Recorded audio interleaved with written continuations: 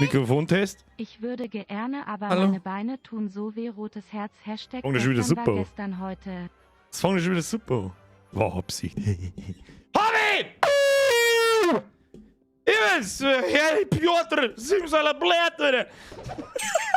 Hau die Eier miteinander! Evans, der Bierger, 20 Uhr. Mika, jetzt fast Montag gesagt, weil das ist so schnell vergangen, Alter, ich check überhaupt nichts. Leute, Dankeschön. Schmidi, Pussy, Bratenfett, Sepp. Ich würde aber gerne meine Beine tun, so wie. Gestern war gestern heute. Gestern war gestern heute. Bringt mich schon wieder mehr aus dem Konzept, als soll ich sagen. Merci dir, Chicks, Lixen, Löwenzepp. Merci, Maxi, merci, Leira, merci. Schluss, aus. Pfui, aus jetzt. Habe ich ich juck mal wieder im Abendschuh. Der Stream macht die Gaudi erträglicher. Aber du sollst was lernen, du Zigeuner. Du sollst was lernen, hat's geheißen und nicht. Ja gut, bei mir lernst du auch was. Bei mir lernst du Hokus Pokus, Bliertibus oder was weiß ich was. Leider, mir ist wieder entwickelt. Löwenzepp, heute ihre Biergeist, fucking zauberhaften Stream, Hashtag Gustelpilz, Chicks Lixen, so meine Yum-Yum-Nudeln stehen bereit, kann losgehen. Hast du es aufgemutzt oder nicht? Da wollte ich eigentlich ein Video drüber machen, dann ist das Warhammer-Video gekommen. Was ist das? Butterkeks und Kaber stehen bereit, jawohl! Butterbier war leider aus. Ja, Butterbier für die Butterbirne. Jetzt kriegst du mir erstmal einen Haufen rein. Hab mich abgesäufert, Entschuldigung. Habe die Ehre an! Die Lina, an den Raumstein, an den Redeflow, an den Arten, an den Lilith oder die Lilith. Das wissen wir nicht. An den Fabi, an den Chris, an den Forest Squad, an den Metzger, an den KSK. Die sein an den Forest Squad, an die Wi-Fi und den Rest der Mods. Hast du nicht gesagt, du bist heute nicht da? Ich käme nicht mehr aus. An den Mr. White, der Dumbfly ist heute nicht da. Der ist auf einem Lamb of God Konzert. Da ist er gehört. Da an den Staude, an den Steve, an den Krückler, an den Benedikt, an den Birgit, an den Zack, an den... Muss ich scrollen? Hallo, muss ich scrollen. An den Dazio, an den Blair, an den Kuiper, an den CD, an den Sonntag-Ruhetag, an den Andreas Niebauer, an den Nudelholz HD. Gibt's Nudelhölzer in HD? Ich hätte gerne 4K-Nudelholz, bitte. An den Freier, an den Aru-Eis, an den Simner, an den Grauer, an den Meiner, an den Mr. Boots, an den General Demon, an den Krickel Paul, den glaube ich, haben wir schon gehabt, bin mir nicht sicher. Timmy Boy, servus, bin da, Grüße von mir daheim, zurück, zauberhafte Grüße. Wie schauen wir denn aus? Sieht schon gut aus. Das braucht man nicht sagen. Ja? Das ist steht völlig außer Diskussion. Heute habe ich auch ein bisschen mehr Zeit gehabt, dass ich mich anziehe, nicht bloß eine Minuten 30 gehe. Franz! sich vor Lachen auf dem Boden wälzen, geh freier uns Show, was heute wieder Lustiges passiert. Da kann ich euch gleich schon mal entschärfen. Heute gibt's nichts Lustiges, heute gibt's Gameplay. Heute, also mit Sicherheit passiert vielleicht da irgendwas Lustiges, keine Ahnung. Also es ist nichts, wer mit großer Erwartung herinsitzt, weil ich soll ja eigentlich nicht sagen, weil vielleicht sitzen dann gleich 2 Stunden da und denken sich, wann passiert denn endlich was? Aber es ist nichts weiter vorbereitet. Natürlich haben wir vielleicht ein paar Tigerpanzer dabei, ja, das kann passieren. Aber ansonsten ist nichts, was in die Hosen gehen kann, sagen wir es so. Andi Sepp!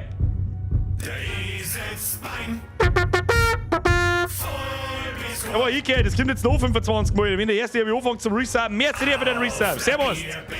Merci für den Resub. Zipfegesicht, Zipfe Bimbus hätte ich Weigen genannt. Da, was ist mit dem Chat schon wieder? Funktioniert der halt wenigstens einmal? Ich weiß es nicht. Armus wieder Heilus. Ja, genau, okay. Servus aus Passau, Das passt einigermaßen zusammen. Ich glaube, das passt. Frankie Boy! Avada Kedavra Kurva! Das Kurzvideo habe ich auch gesehen, ja. Frankie, merci dir. Young Wolf, merci dir. Ist ja gut. Leute, chillt die Knische, bitte. Bitte hören wir uns jetzt nicht 10 Minuten lang diese scheiß Resub so! Nein! Der neue Bimbus 2000. Der neue Bimbus 2000, der ist gut. Das ist gut, kannst du auch machen. T-Boy, Expecto, Patronen! Peng, peng. Merci dir. Hast dich überhaupt seit Montag umgezogen? Na, wieso? Ich bin erwachsen, ich kann anziehen, was ich mag. Ich bin so in die Arbeit gegangen, ich bin so zum Einkaufen gegangen, ich bin so zu den Schwiegerleuten gefahren. Und komischerweise hat keiner irgendwelche seltsamen Fragen gestellt. Das beunruhigt mich eigentlich am meisten. So, wie spät ist es? 20.04 Uhr. Nein, wir haben noch 5 Minuten und dann wird heute gespielt. Heute wird gespielt. Ich meine, am Montag muss ich auch ganz ehrlich sagen, da habe ich die ganze Zeit im Kopf gehabt, oh Gott, Mann, ich kenne ja das Spiel nicht. Also das war ja nicht irgendwie dahergelabert. Ich habe das Spiel nicht gespielt. Ich habe natürlich einmal kurz irgendwo in einem Stream durchgesäppt, damit ich ungefähr weiß, wann man grob nach Hogwarts kommt. Okay? Das ist das Einzige, was ich herausgefunden habe und habe gewusst, okay, in die ersten 2 Stunden käme ich hin, es ist also nicht total für den Arsch. Passt schon. Mehr habe ich nicht gewusst. Und dann sitze ich den ganzen Tag da. Hob Koa Zeit für'n Stream im Muas weiterspulen. Avada Kadat. Leider merci dir, diese mir ist wieder entwickelt. Opa, Schluss ist! Gibt's dafür 3 Patronen? Ich habe darüber nachgedacht. Ich habe darüber nachgedacht. Merci dir. So, Schluss jetzt. Was soll ich erzählen? Und dann sitze ich am Montag halt die ganze Zeit da, nervös wie ein kleiner Schulbub und überlege halt die ganze Zeit, oh Gott, jetzt lass endlich irgendwas passieren, wann ich mich von dem Gandalf-Kostüm endlich trennen kann. Lass endlich einen Kampf anfangen. Da muss ja irgendwo umeinander geschossen werden in dem Tutorial, das gibt's ja nicht. Wann kann ich mich endlich umziehen? Wann kann ich den Tiger auspacken? Wann kommt man endlich nach Hogwarts? Ich weiß, wenn ich ganz ehrlich bin, weiß ich nicht recht viel, was am Montag überhaupt im Spiel passiert ist. Und weil ich nichts anderes im Schädel gehabt habe als, oh Gott, das kommt dann das, verkackt gar nichts. Außerdem war ich sowieso vollkommen aus dem Konzept. Es hat ja nichts hingehört. Nichts. Ihr habt einen Space-Sound, in den ich einspiele, im Hintergrund gehört. Lauter sichere Sachen. Obwohl ich mir gedacht habe, Alter, mehrere hat schon fast in den Hosen gegeben, aber es hat keiner gespannt.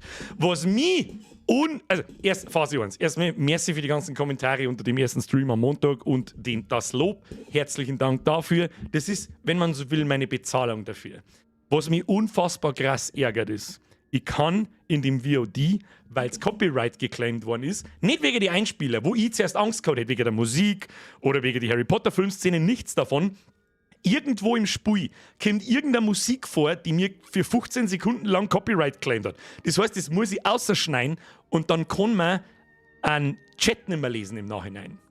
Das war das Einzige, auf was ich mich die ganze Zeit gefreut habe, dass ich mir danach einen Chat anschauen kann in Ruhe, wird Leute reagieren auf die Sachen.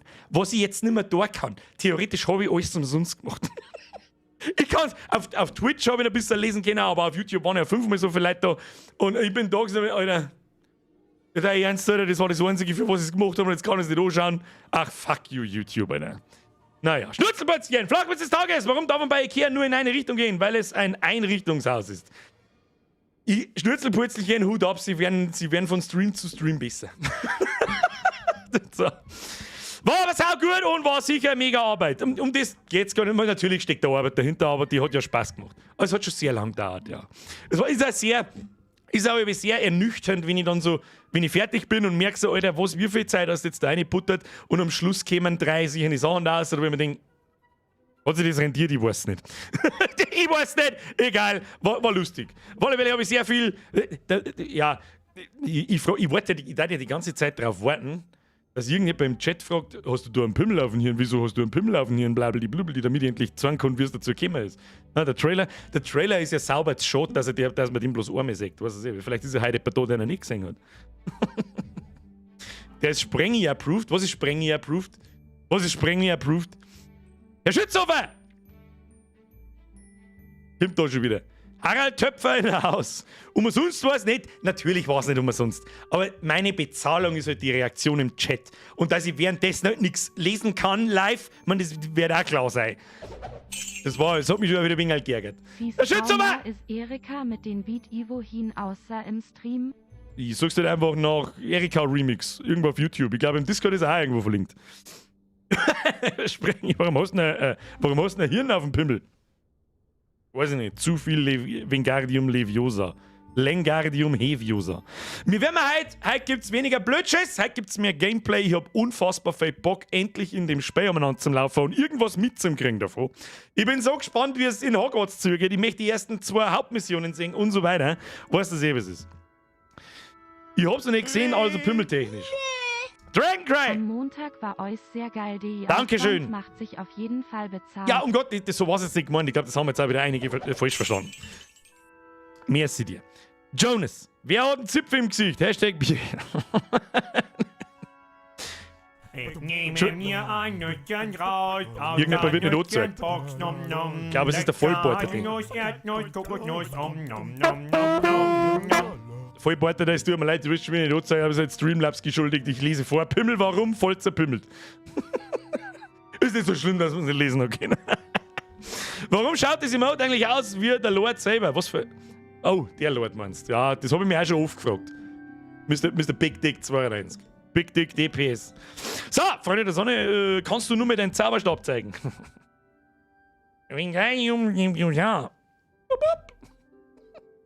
So, wisst ihr was? Startet im Hintergrund das Spiel. So schaut's aus. Das dauert nämlich so. Bei jedem Mal starten am PC Muss er die Schatten einberechnen. Völlige geistige Behinderung. Ich weiß nicht, was die Scheiße ist. Währenddessen habe ich ungefähr 400 Mal im Chat gelesen: Hey Birger, warum hast denn du einen Pimmel auf dem Kopf? Ja, das kann ich euch sagen. Also, das war so. Es haben ja diese Rumore im Internet, dass wer Hogwarts Legacy spielt, homophob ist. Und man soll das nicht tun. Das habe ich gehört und dann ist Folgendes passiert.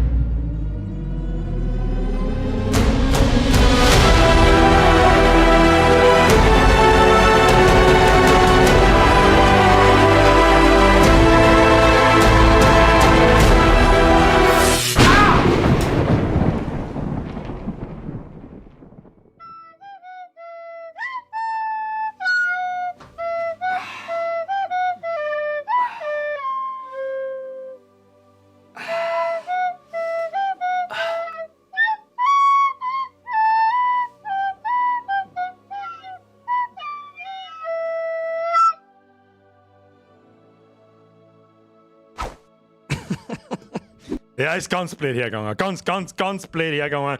Und auf einmal seitdem habe ich einen Zipfel am Kopf und der geht auch nicht mehr weg. War jetzt eigentlich ein ultra lustiger Witz, wenn das ganze Jahr in jedem Stream der Zipfel auf meinem Hirn ist. So, währenddessen noch das Speiklon. Das ist einfach, komm einfach einmal her. Das ist eine gute Überbrückung für die Ladezeit am Anfang. So, das ist genau fertig geworden. Niki, merci für 1,23 €. Also, Birger, die Zeiten sind hart. Doch wenn mir die letzte Zeit, wo es da Herzen zum Lachs. Was? Doch wenn mir die letzte Zeit, was da Herzen zum Lachs gebracht hat, dann waren es deine großartigen Klicks am Montag. Ich glaube, da sprich ich für heute zu 100% deiner treuen Zuschauer. Danke für alles und danke für die. Da braucht sich keiner bedanken. Schau ich aus, als hätte ich keinen Spaß dabei gehabt. Sag. Weiß ich nicht. Sehe ich aus? Oh. Hoppala. Sehe ich aus, als hätte ich keinen Spaß dabei gehabt? So. Gehst du mit dem Zipfel in die Arbeit? Mit dem Zipfel gehe ich überall hin. Ich habe gesagt, das Lustige ist, komischerweise hat keiner irgendwelche Fragen gestellt. Weiß ich nicht. So, Schnauze jetzt! Jetzt wird gespätet. Wo haben wir? Biergeif, der Graue. Ja, den haben wir ja schon lange nicht mehr. Kann man sich noch mal umbenennen? Weiß ich nicht. Ist mir eigentlich auch scheißegal. Da fliegen ein paar Bierer umeinander und Gandalf, der Graue und passt. Ladescreen, Hinweis! Die Caps Lock Zielanvisierung, die haben wir noch gar nicht gehabt, ist ein mächtiges Werkzeug gegen einen Gegner, blabel die blubel die. So, da sind wir! Grafikkarten ist Auftrag, Frames haben wir genau 3. Hat es nicht irgendeinen Patch gegeben? Wieso habe ich jetzt bloß 60 Frames drin? Das ist aber schon nicht so viel. Da muss ein neuer PC her, das hilft uns alles nichts. So, die Frage ist, besuche den Unterricht zur Verteidigung gegen die dunklen Künste. Machen wir mir instant mal einfach, also ich freue mich auf Erkunden, ich mag jetzt da aber auch nicht einfach nur planlos umeinander laufen. Ich mag auch mal... Was? Was? Ach, sie, das ist wahrscheinlich ein Nebenquest, hä? Lenora Everlate. Okay. So, wir müssen auf alle Fälle da Questmarker sagt, da geht's lang. Da gehen wir jetzt einfach mal lang. Vielleicht entdecken wir auf dem Weg irgendwas. Übrigens, Niki, ich hab mich nicht bedankt. Merci für deine Donation. Und merci an den Rest für die Donations. Weißt du das eben? Süße! Der Einspieler ist so unendlich geil. Dankeschön. Deswegen habe ich jetzt auch nochmal, auch wenn er wahrscheinlich 98% der Herren schon gesehen haben, ist mir scheißegal. Vielleicht war wenn bloß einer dabei, der noch nicht gesehen hat. Gib ihm. Passt schon. Merci für deinen Zwickel. Killermizi, servus du süßer Pöniszauberer. Wieso denn nicht, wieso Pönis, wieso nicht Penis? Did you just assume his gender? Merci dir. Ich werde übrigens daraus wahrscheinlich auch mit testweise ein Short machen am Wochenende. Dafür muss es zwar kommt. Oh, leck wieder, weil man jetzt, das schaut aber sehr darksoulig aus. Was ist mit ihm? Ich werde ihn sofort fragen, was mit ihm ist. Wer bist du? dem offenen Feuer! Was ist mit dem? Ich kann mit dem nicht interagieren. Warum nicht? Was ist das? Das schaut aus, als kann die durchgehen, wenn ich drauf schieße. Piu, piu. Ja, kann ich nicht, okay. Was ist eigentlich, wenn ich da drauf schieße? Alter, die bewegen sich. Nochmal. Ah! Was war denn da?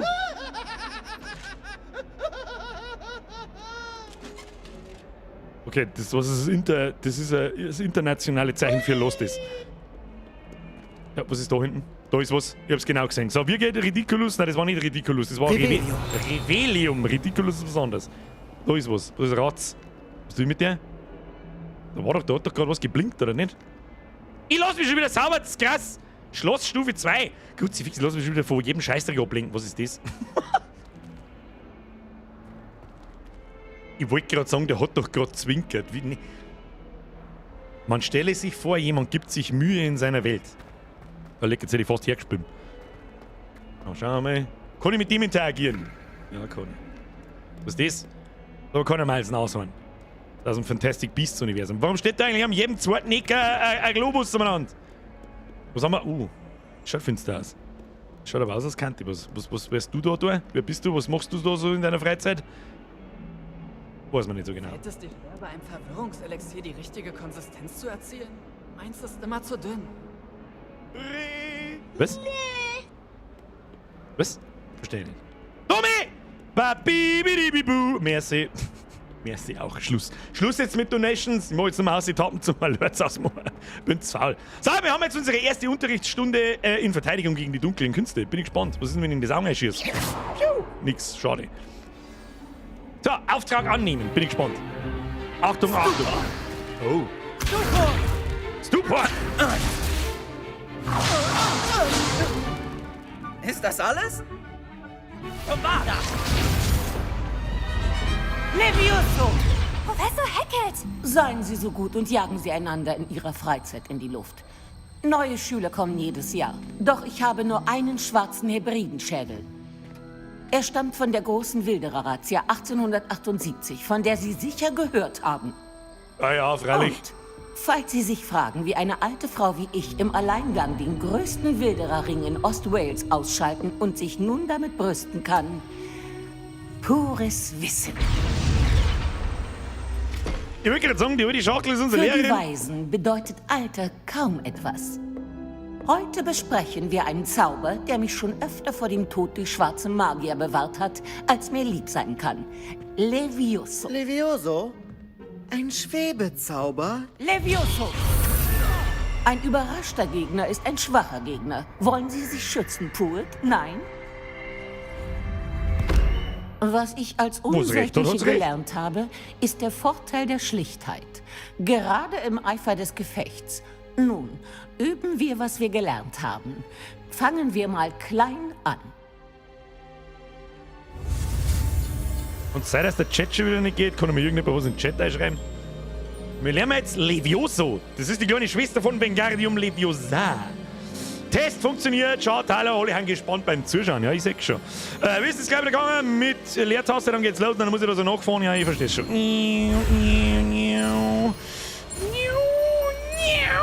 Ja, easy, Alter.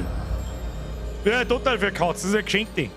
Levioso. Levioso. Oh, ganz klassisch die Feder anheben. Ja, ja. Leviosa. Ja, easy going, Alter. Bin Pro-Gamer. Das hab ich vorher schon gewusst. Nun, probieren wir etwas Größeres. Sogar die Kampfpuppen schauen aus wie in die Filme. Sehr schön.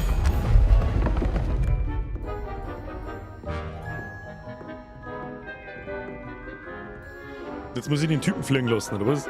Ey, ich meine, ich muss ja bloß eine Tasten drücken, oder? Nicht? Beginnen wir mit dem Basiszauber. Basiszauber. Wir kennen Basiszauber. Thanks. Okay. Sehen Sie, wie die Puppe den Zauber abwehrt? Ja. Wirken Sie diesmal zuerst Levioso und dann den Basiszauber. Jonas! Denken Sie daran. Der 20er ist Ein 2. Der überrundeter ist 2. Gegner ist ein Der ist schwacher 2. Gegner. wie Gut, es die Wix Mr. kam damals Poole schon wieder vorhin drin. so Die Augen schon wieder. vorgeführt hat. Schulschuhhammer wieder drin, Merci Hashtag dir. Show wieder. Merci dir. Schluss jetzt mit Donations. Dankeschön. 20er ist 2. Und du weißt das! So, durchbricht gelbe Schilde mit Kontrollzaubern. Wie dem Levitationszauber Levioso. Levioso, dann fliegt er und dann schon. Gut gemacht. Peng, peng. Levioso. Und wenn die Nummer.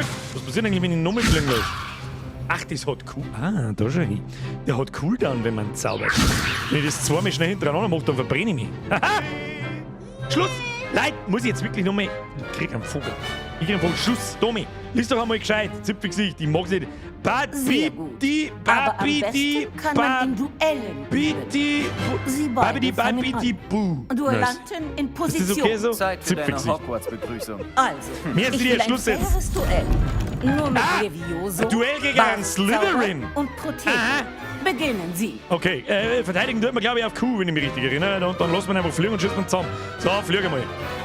Hey, fliege mal! Gute Bium, Technik. bium, bium, bium. Tschüss! Das war Glück. Glück hat damit nichts zu tun. Stupor! Fliegen!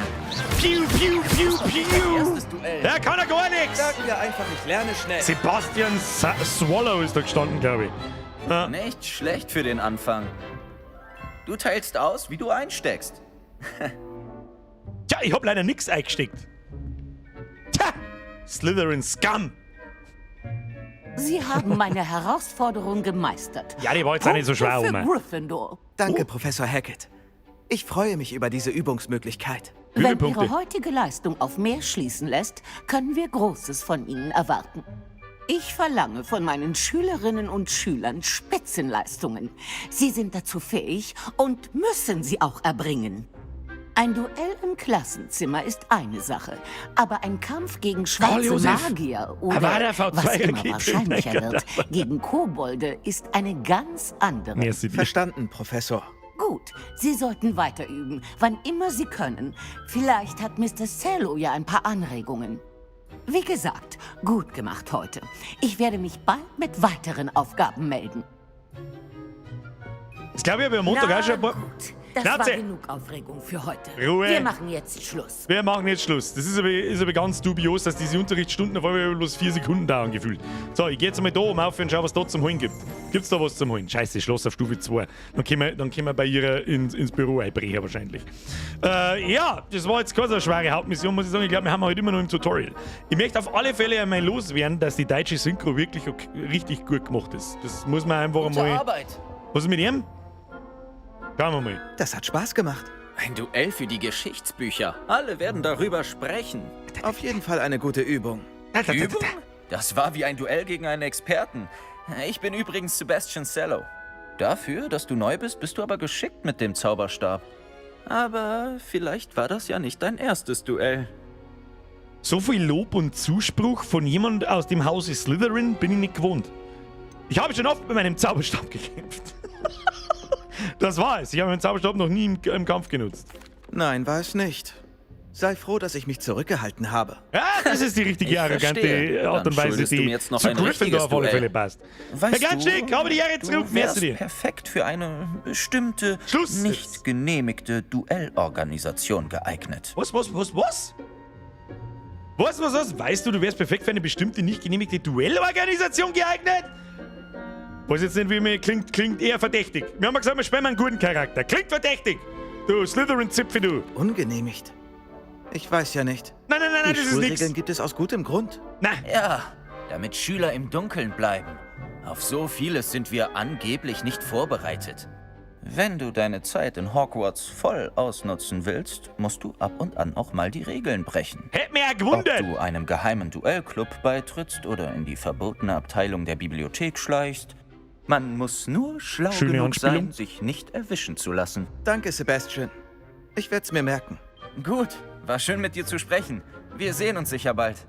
Vielleicht an einem nicht genehmigten Ort. Dann sehen wir, ob du Talent hast oder heute nur Glück hattest. Suche beim Eingang zum Glockenturm nach Lucan Brattleby, wenn du Interesse hast. Aha.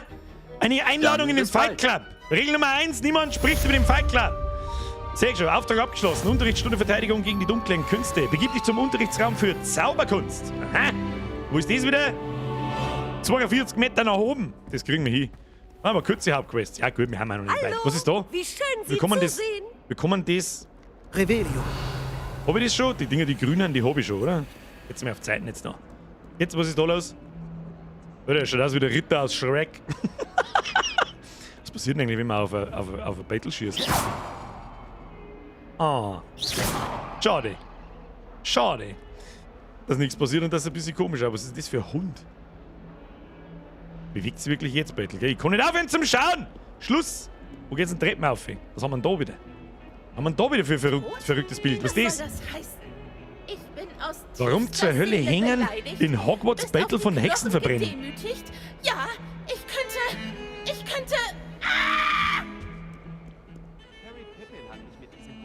Was auch immer gerade da passiert ist, keine Ahnung. Was passiert, wenn ich da aufschieße? Weiß man nicht. Revelio. Revelio? Oh, ich meine, ich habe irgendwas gefunden. Na, egal. So, gehen wir mal auf. Was ich noch feiern darf, ist die Treppen, die Richtung wechseln. Das war eigentlich auch noch aber gut, wir haben ja noch nicht, lange nicht alles gesehen, nehme ich an. Müssen wir noch weiter auf. Jetzt habe ich ein paar ziemlich massive Frame Drops gerade gehabt. Was ist mit dem? Hat mich ja grüßt, oder? Lass mich in Ruhe! Ist da gerade ein Geist mit dem Hacki vorbeigeflogen? Misi! Oh.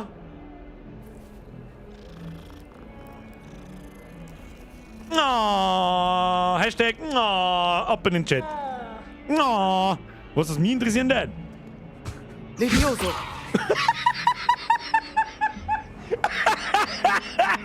Alter! Entschuldigung, mit sich stehen! Ja, gleich wieder neu geschneit. Entschuldigung! Aber nice to know. Hab ich da gerade Ihr Arschloch gesehen? Bin mir nicht sicher. Oh mein! Ich muss noch mehr F. Press F! Ah! Ah! Ein bisschen komisch ausschauen tut's aber schon, muss ich sagen. Ah! Ah, die schaut mich sogar an. Gehst du mit mir jetzt? Gehst du mit? Nein, da schießt man nicht drauf. Nein, mit sie schießt man nicht, wenn dann schießt man da drauf. Halt, stopp, Birger, das ist Blackfacing, das tut man nicht. Ach, die schauen mir an noch. Alter, da bewegt sie wirklich fucking alles in dem scheiß Schloss drin, gell? Kruzifix. Da, jetzt gehen wir auf wieder. Wie weit müssen wir noch? Müssen wir noch weiter auf? Noch weiter auf. Oh! Der Fluffy! Das ist ein Fluffy! Ich glaube schon. Ich glaube schon, dass es der Fluffy ist. Wer weiß nicht, wer der Fluffy ist? Hand hoch. Ich weiß, wer der Fluffy ist. Professor Ronan redet gerne viel. Was? Manchmal müssen wir ihn ans Stundenende erinnern. Manche von uns wollen sogar, dass er nicht zum Thema zurückkehrt. Ehrlich gesagt möchte ich gar nicht mehr so oft nach Hogsmeade. Zu viel Ablenkung. Das soll, stimmt, wir müssen ja nach Hogsmeade. Ja, gut, nächster Auftrag, so schaut's aus. Ja, ich sag schon, oh mein Gott, da kann man sehr viel Zeit verbringen da drin. Kruzifix, Alter. Da schickst du dieses Ding hat einen Namen? Ja, natürlich, Fluffy. Hinter dir. Hier ist noch ein Platz frei. Dankeschön. Du der maximal divers. Hallo, ich bin Nati. Oh ja, ich Du bin bist der Harry also neu in Potter. Hogwarts.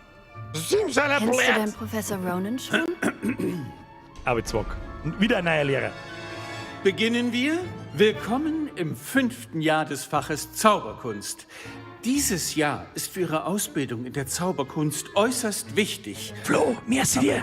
Ich denke, wir werden es mit gebührender Einsatzbereitschaft und Sorgfalt angehen. Gut, öffnen Sie nun bitte alle die Bücher auf Seite 517.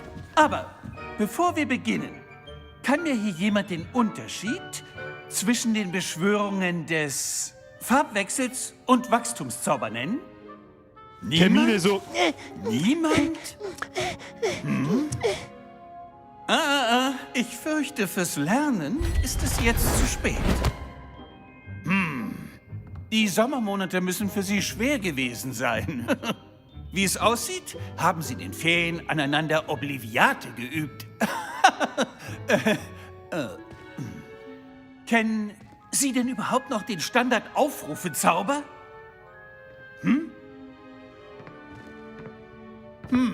Gut. Es scheint, wir brauchen dringend eine Auffrischung. Suchen Sie sich einen Partner und stellen Sie sich an beiden Seiten des Klassenraums auf. Nutzen wir jetzt die Bücher als eben jene stumpfe Gegenstände, für die Sie halten, und rufen Sie sich abwechselnd gegenseitig aus den Händen. Es wird nur je ein Buch pro Paarung benötigt, Miss Dale. Dankeschön. Stellen Sie sich auf. Haben nicht jetzt die ersten Zauber wahrscheinlich, die wir kriegen. Aber gut, ist halt nun mal so gemacht. Ja. Easy peasy lemon squeezy, damit kann ich jetzt Sachen herholen. Kann ich den noch fliegen lassen, Accio. herholen und... Accio! Den habe ich nicht gekannt. Das war gar Kommt nicht der in die übel. Filme vor? In die Bücher Sie mit Sicherheit, aber die habe ich nicht alle äußerst gelesen. schnell. Ich sehe viel Potenzial, aber Vorsicht. Potenzial ist nichts ohne Übung. Öfter sogar? Weiter so. Dann können Sie mit Miss Onai mithalten. Sehr gut, das genügt fürs Erste. Nun, da Sie alle die Grundlagen zu beherrschen scheinen und es ein so schöner Tag ist, dachte ich, wir unternehmen vielleicht eine kleine Exkursion. Nach draußen, an die frische Luft. Mir nach. Bäh, draußen, frische Luft, bäh, ekelhaft. Herr Meier, jetzt wieder ein Resup. Küsschen aufs Nüsschen. Das ist aber jetzt schnell gegangen. In aller Fassaden sind wir draußen. Accio Horcrux zum Beispiel versucht Hermine im letzten Film. Jetzt, wo du das sagst, ja, tatsächlich, jetzt erinnere ich mich. Ich war immer der Meinung, dass Spaß und Können sich bedingen. Die Quidditch-Spieler unter Ihnen werden mir sicher zustimmen. Ja, Quidditch wo? Also, was wäre besser als ein wenig Sport, um unser Können mit Aufrufezaubern zu testen? Stimmt's? Rinnt's da draußen? Oder was tut denn jetzt? Hau jetzt zu Hütten. Ja! Ja! Warum fängt er nicht unser Neuzugang an? Crazy. Ja, aber immer müssen wir nahe. Jetzt muss ich da ohne erkennen, oder wie? Wahrscheinlich halt mit Zielen. Ja gut, die sind schon wirklich die... Kurzum, Ist halt, ich habe jetzt sprichwörtlich da draußen 40 verschissene Frames, gell? Das hätte man vielleicht einmal... Sie sie im letzten Moment wieder frei. Nun stellen Sie es sich wie eine Partie. Ausgezeichnete Konzentration. Hab schon verstanden. Hab schon verstanden. Sehr Hab schon verstanden. Man muss nochmal der letzte Pick. wunderbar. Oh, Das passiert ich muss den ja nochmal Besten von draufdrücken. Gut, nochmal. Sehr gut. Punkte für Gryffindor. Ja, immer nur Punkte Aber für es gibt Gryffindor, wohl das war keinen schon sowieso. Sport, der ohne freundschaftlichen Wettkampf auskommt. Miss Onai, möchten Sie unserem Neuzugang eine Herausforderung bieten? Kommen Sie. Ihre Farbe ist blau, genau wie vorhin. Miss Onai, Sie spielen rot, verstanden? Ja, Sir. Der Biergolf. Das heißt, dasselbe Spiel jetzt einer ich, einer sie, oder wie verstehen das? Ja, dann. Dann wollen wir mal. Was ist denn jetzt? Oder die ist voll gut! Von der wie? Genau so wird das gemacht. Los! Accio.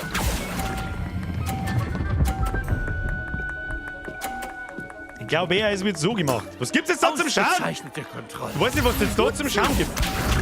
Was, Crucius? Bist du besoffen? Ach, man kann sie gegenseitig da oben schubsen. Na bitte. Ja, okay, hab schon verstanden. Hab schon verstanden, das ist quasi Magier-Botcher.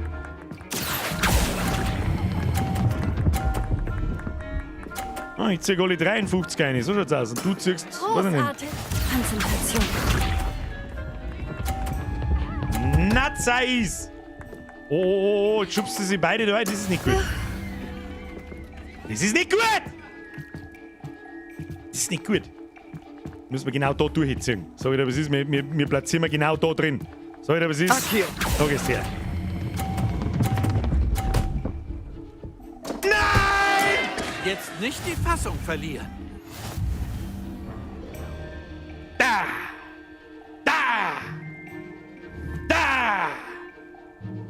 Oh, Na dann wollen zu wir viel es doch ein Schmack ist wenig dahinter. interessanter machen. Der Schmackes ist too damn high. War nicht so pro-gamerhaft. Aber ich wollte ja, hat die Mannschaft so, sie hat sonst so schwer im Leben, ich wollte es gewinnen lassen. Das ist ja klar. Gelassen. Oh Gott, jetzt gehen wir noch so Hindernis dazu. Jetzt wird's interessant. geplappert. Das erfordert Ihre ganze Konzentration. Naja, das glaube ich ja. Diese Runde entscheidet alles. Na dann wollen wir mal. Was dann? Kiss doch nicht, du Trutschen, du Brunzbläde! Das ist ein Wahnsinn, was tust du denn wieder? So, jetzt muss ich. Jetzt Genau lass mir so mal ein wird wenig das schneller da. gemacht. Kim, hopp. Ja, jetzt tu nicht lang da umeinander. Accio.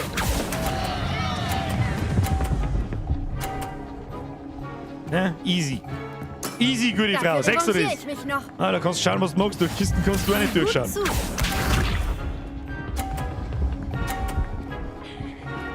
aber ein Duselcode, mag ich behaupten. Mach aber ein Duselcode. Diesmal lassen sie nicht gewinnen, das ist dir hoffentlich bewusst.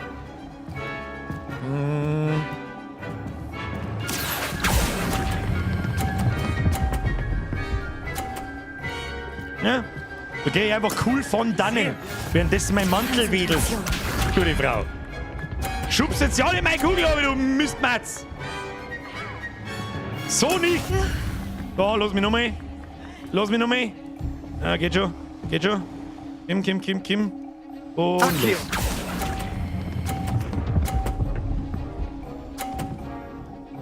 los. Well. Perfektes Ergebnis. Bemerkenswert. Well.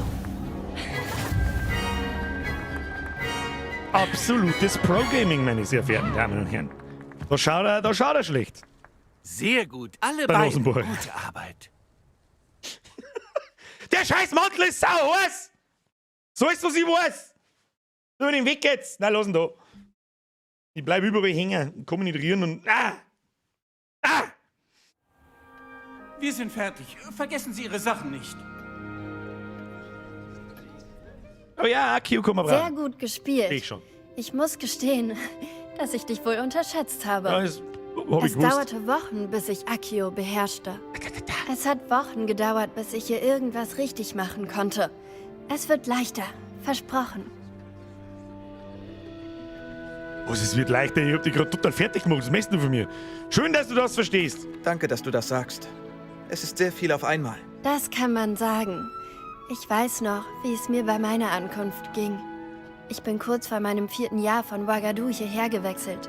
Meine Mutter erhielt ein Angebot, hier Wahrsagen zu unterrichten.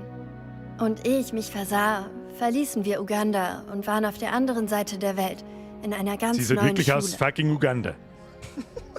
Ja, hat mich gefreut. Nun, Tschüss dann. es war nett, mit dir zu reden und sich mit dir zu messen. Interessiert mich nicht, ich mag mehr singen. Ebenso. Ich will mehr Ich glaube, singen. Professor Ronan will mit dir sprechen. Lass ihn besser nicht warten. Bis zum nächsten Mal. Wenn es nur langsamer schmerzt, dann sitzen wir um 10 Uhr da. Akio auf Menschen Auf ein wenden, Wort. bitte. Was kann ich? wenn du magst. Kann ich das wirklich? Akio. auf die Kleidung Offensichtlich ja nicht. funktioniert Was ist mit dir? Oh, die schaut ein bisschen aus wie Termine. Termine, was ist mit dir? Ich mag mich nicht unterhalten. Lass mich in Ruhe. Hauptquest only. Sie wollten mich sprechen, Professor? Ja, wollte ich. Hat Ihre erste Zauberkunststunde Ihre Erwartungen erfüllt? Tja, eine Lektion an der frischen Luft hatte ich ehrlich gesagt nicht erwartet, Sir. Welcher Zauber wohnt schon Erwartbarem inne? Sie haben sich gut geschlagen und sogar die begabte Miss Onai übertroffen. Vielen Dank, Professor. Das hat Spaß gemacht. Miss Onai ist stets eine harte Gegnerin. Allerdings erscheint sie mir in letzter Zeit doch etwas fahrig. Professor Weasley hat darum gebeten, dass Ihre Professoren Sie noch zusätzlich zum normalen Lehrplan unterrichten. Ich werde mich bald bei Ihnen Was wegen hat er einer jetzt gesagt? besonderen Aufgabe melden, die ich für Sie vorbereite. Okay. Auftrag abgeschlossen. Unterrichtsstunde Zauberkunst. Ich meine, das fühlt sich alles so nach Tutorial-Quests und so. Man sie mir jetzt da lang mit der Alten da unterhalten. Das interessiert mich nicht. Man zumindest- Hallo? Du bist der Neuzugang, nicht wahr? Ja, und du geh mir nicht auf den Sack. Wo müssen wir hin?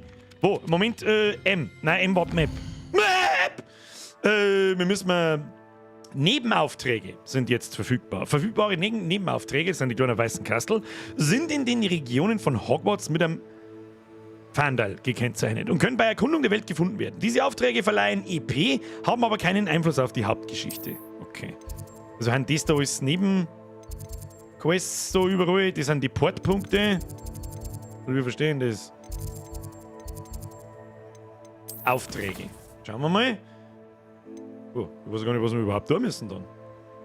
Starte deinen ersten Tag in Hogwarts. Ich habe die 3 Sachen alle gemacht und jetzt muss ich wieder zu Professor Weasley, oder wie? Da stehen dann jetzt Fragezeichen dort. Und das da gekreuzte Stäbe, erste Runde. Ich sollte mit Lucan Bradleby über die geheimen Duellierclubs sprechen. Ja, das ist ja nur eine Nebenaufgabe, das ist ja eigentlich wurscht. Primär. Keine Haupt... Dann werden wir wahrscheinlich werden wir so eine Nebenaufgabe machen, weil sonst darf es nicht so präsent vor unseren Nasen stehen. Nehme ich ganz schwer an, dass man das halt einmal mindestens machen muss. Und ja, so, schauen wir mal. Hallo. Hallo. Du wolltest mich sprechen? Ja. Samantha Dale. Schön, dass wir uns endlich kennenlernen. Ja, Die Gott sei ganze Dank. Schule spricht schon von dir. Wunderbar. Lief der erste Tag gut? Ja, geht Du schon. scheinst in Zauberkunst gut mitgekommen zu sein. Das ist nett von dir. Der Unterricht war nicht allzu anspruchsvoll. Man muss ehrlich sein. Danke, aber es war wirklich nicht sehr anspruchsvoll. Es Mein geht. Bruder William würde dir raten, nicht so bescheiden zu sein und auf deine Fähigkeiten zu vertrauen. Aber er überschätzt sich auch ziemlich oft. Das war jetzt auch alles Ich andere als sollte meine bescheiden, diese Antwort. Zauberkunst-Hausaufgaben angehen. Für mich scheinen Professor Ronans Stunden etwas schwieriger zu sein. Irgendwann, das ist eine Nebenquest. Verstehe ich nicht. Ich sag da auf der Minimap, sehe ich da irgendwo eine Karten, tu mal. Revelio. Revelio! Nein, lass das so sagen. sage ja immer, Schnellreisepunkt. Reisen erweitert den Horizont. Reisen erweitert den Horizont. Oh, was ist denn das? Was ist das? Und am Ende war dann Albert Boot der Zaubereiminister. Das stimmt nicht. Ah, wie lustig. Ich bleib noch ein Quent. Ein Hoch auf den Jungen, der dich lügt. Ich sage die Wahrheit, Peeves. Was? Es war Albert Boot. Das stimmt nicht. Es war Basil Fleck. Also ich habe schon verstanden, dass man da irgendwas zusammenrollen muss und da ist auch noch so ein Rollending. Kann ich das Akion? Nö, kann ich nicht. Wir kriegen sonst Ärger. Du kriegst Ärger, Jetzt aber wird's. Peeves putzt du 3, nicht weg.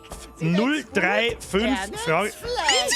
Es reicht. Nein, nicht öffnen! Mizi! Nachsitzen. Was sind die Mizis? Die besoffen. Und ihr liegt sowieso beide falsch. Es war Hephaestus Gord. Mizi? Ihr seid beide weg. Ihr alle habt Ärger mit Professor Black.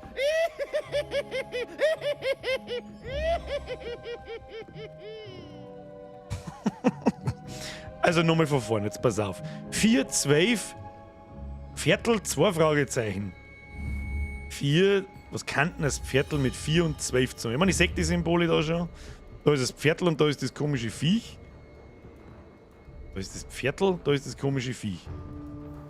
Verstehe ich nicht.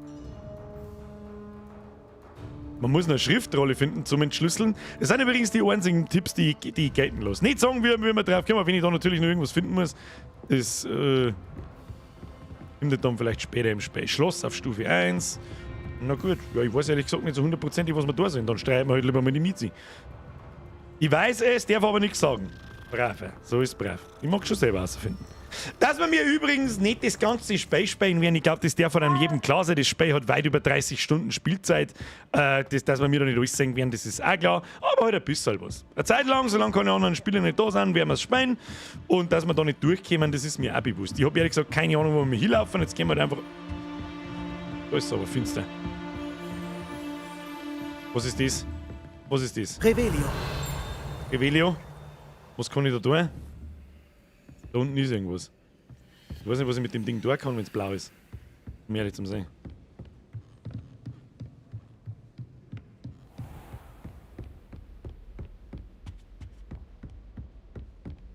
Wo zur Hölle? Okay. Ogers. Das ist der Herr Black. Das erkennt man sofort. Wo zur Hölle gehen wir mir... Ah! Geist, okay. Psst. Jetzt haben wir eine Hauptquest. Auf der Minimap wird eine Hauptquest angezeigt. Da wird eine Hauptquest angezeigt. Jetzt geht's vor mir. Weasley nach dem Unterricht. Professor Weasley will mich in ihrem Klassenzimmer sehen, das zwischen dem Bibliotheksanbau und dem Astronomieflügel am Verwandlungshof liegt. Hoffentlich hat sie etwas über den Ersatz meiner verlorenen Schulsachen zu sagen. Kann man sie jetzt da einfach hinporten oder muss ich da... Das ist halt auch ein bisschen schwierig zu erkennen, wo man sie da am besten hinportet, ist schon. Da kann ich mich noch nirgends hinporten, die muss ich erst noch entdecken. Und nehmen wir halt da irgendeinen. Ja, der da ist... Um Gottes Willen, wo habe ich ihn jetzt hingedruckt? Ich habe überhaupt nirgends hingedruckt.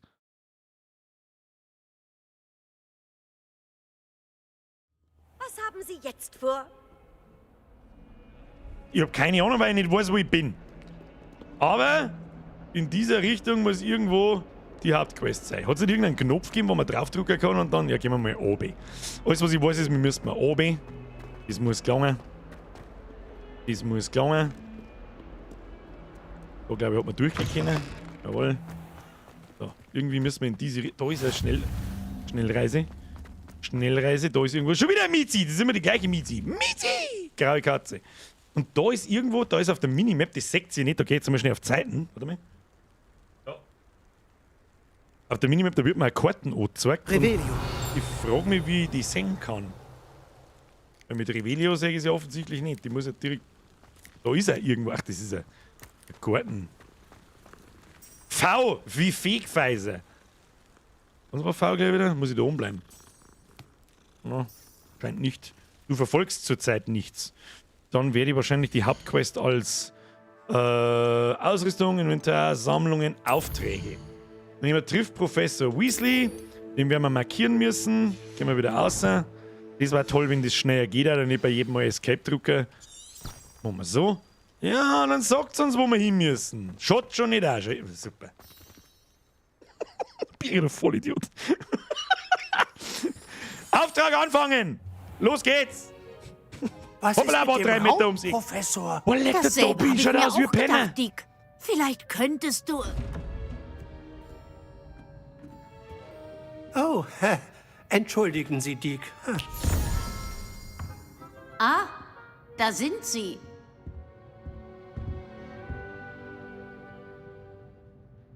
Ich hoffe, Ihre ersten Stunden liefen gut. Ja, schon, Professor. Das hörte ich von den Professoren Hackett und Ronan. Professor Fig hat Ihnen auf dem kleinen Umweg offenbar einiges beigebracht. Ja, sicherlich. Wo waren Sie nochmal? Bei Ruinen? Ich vermute, dass mehr hinter Ihren Reisen steckt, als Sie mir gesagt haben. Ist es nicht so? Mich irritiert ein bisschen, dass man keine Auswahl hat, um zu lügen, wenn es mich schon so fragt. Hat Professor Fig nichts gesagt? Nein, Professor. Hat Professor Fig nichts zu meiner Ausbildung gesagt? Er ist immer noch sehr zugeknöpft, was die Details angeht. Nur ein paar Zaubersprüche hat er erwähnt. Revelio und Lumos? Ja, richtig, Professor. Aha, als wollte man einem Streeler ein Sonett entlocken.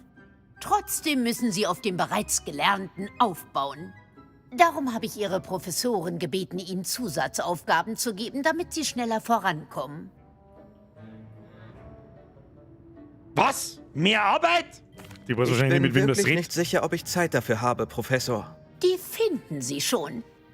Sie werden sicher verblüfft sein, wie viel Sie noch lernen können. Professor Ronan wartet gerade draußen, um Ihnen Ihre erste Aufgabe aufzutragen. Ja, bitteschön. Kommen wir jetzt zu dem erwähnten Ausflug nach Hogsmeade. Ah, ja, stimmt, wir müssen Wir unsere haben Schulsachen dafür kaufen. gesorgt, dass alles, was Sie unterwegs verloren haben, ersetzt wird. Samen, Trankrezepte und Zauberanweisungen. Danke, Samen. Professor. Und Mr. Ollivander stattet Sie mit dem perfekten Zauberstab Ja, ich mag aus. endlich einen Zauberstab Sie entscheiden. sind im Unterricht gut mit dem geliehenen Zauberstab zurechtgekommen. Aber mit einem eigenen Zauberstab geht alles noch Das besser. war jetzt gleich meine nächste Frage gewesen. Ich hab doch ihren Zauberstab, was möchten die von mir? Ich bin bereit, nach Hogsmeade zu gehen. Können Sie mir mehr über die Tränkeladen erzählen? Was ist Zauberkraft? Es gibt wirklich einen Ollivander hier? Das mag ich jetzt schon schnell hören, weil vielleicht kriegen wir Informationen zur Winkelgasse. Ein Ollivander in Hogsmeade? Ja, sein Laden in der Winkelgasse ist wohl bekannt. Es ist ein wahrer Glücksfall, ihn in der Nähe zu haben. Mr. Ollivander ist ein hochkompetenter Handwerker und genialer Zauberstabmacher. Ich lasse mich nur von ihm ausstatten. Okay. Wir haben zwar eine minimale Informationen zur Winkelgasse gekriegt, aber es ist zumindest vorgekommen. Bin ich schon zufrieden. Ich bin bereit, nach Hogsmeade zu gehen. Von mir aus kann's losgehen. Ab Sehr dafür. schön. Bitte nehmen Sie zu Ihrem ersten Dorfbesuch jemanden aus Ihrer Klasse mit, der Sie herumführt. Vielleicht Sebastian Cello oder Natsai Omnai. Ich habe sie öfter mit Ihnen gesehen. Wie wäre es mit Nettie? Oh, also das ist natürlich... gut, das sind jetzt die zwei aus die Hauptquests natürlich, gell? Das ist der eine, gegen den ich ein Duell gemacht habe und der andere, gegen den ich das Accio-Spiel gemacht habe. Es ist jetzt die Frage, hat diese Entscheidung irgendwelche Auswirkungen auf mein späteres Sein? Die Nettie ist die Gryffindor-Dame, gegen die ich gespielt habe, und der Sebastian ist der, gegen den ich mich duelliert habe, der wo mich bloß auf die dunkle Seite der Zauberei führen möchte. Nettie it is. Ich möchte mit Natti gehen. Natti! Ausgezeichnete Wahl. Natti, bitte, Miss bitte Una recht ist schön. eine der begabtesten Schülerinnen und kennt die Gegend. Sie sorgt dafür, dass Ihnen unterwegs keine von Victor Rookwoods Frau Scharen Herzinger, begegnen. deine Figur, die du spielst, schaut ein bisschen ziemlich aus wie der Tom ekelhafter Riddle. Einheimischer. Wutschen Man und geht wedeln. ihm und seinesgleichen Jetzt, wo du besser das aus dem sagst, Weg. das stimmt. Wie auch seiner rechten Hand. Danke dir. Theophilus Harlow. Sind Sie mit Professor Ronans Aufgabe fertig, wartet Ihre Begleitung am Schlosstor. Sie sollten sich sputen. Je eher Sie die Arbeit beenden, desto schneller können Sie in den 3 Besen ein Butterbier genießen. Ein Butterbier für die Butterbirne, nice one. Auftrag abgeschlossen, das war wieder ein unfassbar krasser Auftrag. Leg mir mal, das wird der Schwierigkeitsgrad ist Level 9000, aber heute mal lieber den Maulbürger, weil das nächste Mal, wenn es zum Schlägern wird, dann stirbst du wahrscheinlich wieder. Sprich mit Professor Ronen, um deine erste Hausaufgabe zu erhalten. Aufgaben sind Aufträge, die dir von Hogwarts-Professoren gegeben werden und die dich mit neuen Zaubersprüchen belohnen, wenn du sie erfüllst. Die Belohnung für den Abschluss deiner ersten Aufgabe ist der Wiederherstellungszauber Reparo, den du für andere Aufträge benötigst. Du kannst die Aufgaben und ihren Fortschritt im Auftrag... Ist jetzt dieser Nebenauftrag, das ist wieder eine andere Art von Auftrag, oder? Eine Hausaufgabe. Das ist halt eigentlich schon zum Progress machen, wenn man so will. Oder? Oh, da ist was, da ist Schnellreise. Wieder mal auf Abenteuertour? Wer hat denn das jetzt gesagt? Die Statue da. Matzen die? Hallo? Die blinzeln auch. Irgendwie lebt alles in dem Schloss, kann es sein? Es war eigentlich... Sag mal, warum gibt's denn sowas eigentlich nicht? Ich meine, das Franchise war groß genug. Warum gibt's denn kein Schloss Hogwarts, das so gemacht ist? Mizi! Das ungeschriebene Gesetz besagt, wenn wir mit Mizi singen, müssen wir streichen. Gibt's in England Wizarding World, wo ein ganzes Schloss in diesem Ausmaß so nachgebaut ist, das kann ich nicht glauben. Falls ja, muss ich vielleicht meinen Urlaub umbuchen. So, da haben wir was. Ihr habt eine Aufgabe für uns. Gib Aufgabe. Da sind Sie. Ja, bin schon da. Mann, er Können Sie mir einen neuen Zauber beibringen? Ja, in der Tat. Einen wirklich nützlichen Zauber. Den Wiederherstellungszauber Reparo. Der repariert wirklich alles. Jedes Objekt ist im Handumdrehen so gut wie neu. Easy, oder? Klingt, als könnte das nützlich werden. Öfter, als man es sich vorstellen mag. Wie Professor Weasley erwähnte, bin ich nicht der Einzige, der Ihnen Zauber außerhalb des Klassenraums beibringen wird, damit Sie mit Ihren Freunden mithalten können. Einige Professoren haben sich ebenfalls bereit erklärt, aber zuvor werden sie von Ihnen vorbereitende Aufgaben verlangen, um Ihre Zauberkunst zu verfeinern. Ich habe einige vorbereitet. Sehen Sie sie sich an und dann melden Sie sich bei mir. Dann werden Sie Reparo im Handumdrehen erlernen.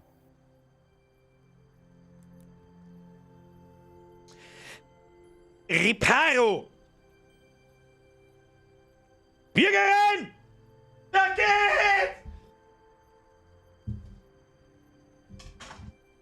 Dead Jokes. Ich schließe die Aufgaben ab. Wofür sind diese Aufgaben? Natürlich schließe ich die Aufgaben ab. Ich mache mich sofort an die Aufgaben, Professor. Sammle das fliegende Blatt in der Nähe der zerbrochenen Statue ein. Sammle das fliegende Blatt im Turm für Verteidigung gegen die dunkle Künste. Okay. Heißt, da muss jetzt ein Blatt. Das ist die richtige Stelle. Wo ist nur das fliegende Blatt? Revelio. Was ist denn sonst? Accio. So, jetzt, was du jetzt mit dem? Soll ich das jetzt fangen oder was ist mit dem? Geschafft. Easy!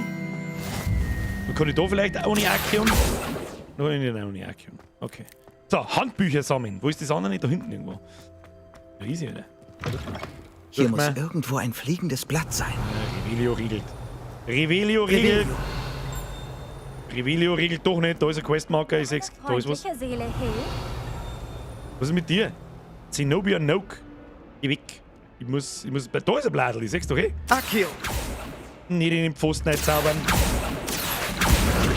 Haben wir's schon. Accio. Oh, eine XP gibt's auch. Hey, was krieg ich eigentlich für XP? Was kriege ich denn eigentlich für Erfahrungspunkte? Ausrüstung, Inventar, Sammlungen, Herausforderungen, interessiert mich nicht so, Aufträge, ja, Eulenpost, Karte, Einstellungen. Was gibt? Was hilft mir? Das ist mit Sicherheit im Tutorial gesagt worden, aber ich weiß nicht mehr, was mir Erfahrung bringt, um ganz ehrlich. Oh, da war was zum Revelio. Die ersten Aufgaben haben Ihnen nicht zu viel Mühe bereitet. Den nehmen wir auch gleich mit. Achtung! Hey, wenn wir schon dabei sind und wenn wir uns so in die Welt hineinziehen lassen, dann lesen wir auch sauber vor und überspringen wir es nicht bloß, okay? Wyvernbrunnen, Handbuchseiten. Die Spitze dieses Springbrunnens im Verwandlungshof ist mit dem Abbild eines Wyverns verziert und dient als Ort, an dem Schüler und Schülerinnen sich entspannen können. Trotz Teiliger Gerüchte, die möglicherweise von Sir Cadogan in die Welt gesetzt wurden, handelt es sich hier ganz sicher nicht um den Wyvern von Vue, der von dem lebhaften Ritter selbst erschlagen wurde. Jetzt habe ich 20 TP gekriegt. Was hat denn TP? Und ich bin ein Level aufgestiegen, glaube ich. So, Stufe 3. Was bringt man das? Das kommt mit Level 10, glaube ich, dann bekommst du Talente. Ja, das hätte mich stark gewundert, wenn es Ausrüstung gibt, wirklich vom Mantel und so weiter, wo später mit Sicherheit Stats drauf sind, wie Verteidigung, Offensive und Gesundheit und so weiter, wenn es da keine Perks geben würde. Die gibt es halt wahrscheinlich noch nicht. Da unten steht sehr riesengroß, Volltap, Talente, es ist halt nur ausgegraut. Okay, danke für die Information. Ab Level 10 gibt es das dann, wird noch ein bisschen dauern. So, hey, Quest abgeschlossen. Ich habe die Aufgaben erledigt, Professor. Fabelhaft. Mit Basiszaubern kennen Sie sich offensichtlich aus. Versuchen wir es mal mit dem alten Wiederherstellungszauber, ja? Denken Sie an präzise Aussprache und Bewegungen. Und das Ganze bitte mit Elan. Also dann, Zauberstab bereit. Ja, Sir. Müssen wir wieder nachfahren? Ich bleib die ganze Zeit mit meinem Mantel da an dem Scheiß. Ihr Zauberstab ist ein Fokus für Ihre Magie. Oh, jetzt muss ich schon andere Tasten auch noch drücken. Press F hat's geheißen. Schneller. Schneller. So. Easy going. Wutschen und wedeln. Nur wutschen. Im Kreis dran. Reparo. So, ich muss ja das irgendwie, jetzt passen wir auf. Mit dem Wiederherstellungszauber Reparo kannst du zerbrochene Objekte und Teile der Umgebung reparieren. Ah, wird zum Beispiel kaputt. Ja, okay. Genau so. Sehr gut. Wenn Sie das Reparieren üben möchten, versuchen Sie es mit der zerbrochenen Statue in der Nische am Wasser. Angeblich stellte sie Herzschmerz dar. Reparo. Vielleicht hat es eine verlassene Seele etwas zu sehr aufgebracht. Ah, haben wir es wieder zusammengebaut, Jimmy. Auftrag abgeschlossen. Professor Ronans Aufgabe. Und jetzt geht's ab nach Hogsmeade. Bin ich gespannt, wie die Areale draußen ausschauen und so. Hey, das hat 150 Erfahrung gegeben. Bist du besoffen? Was ist mit dir, Alter? Oh, jetzt glaube ich, kommen wieder einige. Sehe ich das richtig? Geht's da schneller oder geht's... Also so eine richtig klassische Top-Down-Karten fight man vielleicht schon irgendwie, gell? Weil da kann ich mich ja nicht orientieren. Ich meine, woher soll ich denn jetzt wissen? Da? Ich meine, natürlich stimmt das grob, dass ich da gerade draußen im Hof bin, aber ich sehe halt nicht, geht da ein Tier rein oder nicht. So begeistert ich beim ersten Mal war, gibt es vielleicht nicht, dass ich einen Scheiß erzähle, vielleicht gibt es ja 2 verschiedene Karten, aber Z- und X-Karte ändern.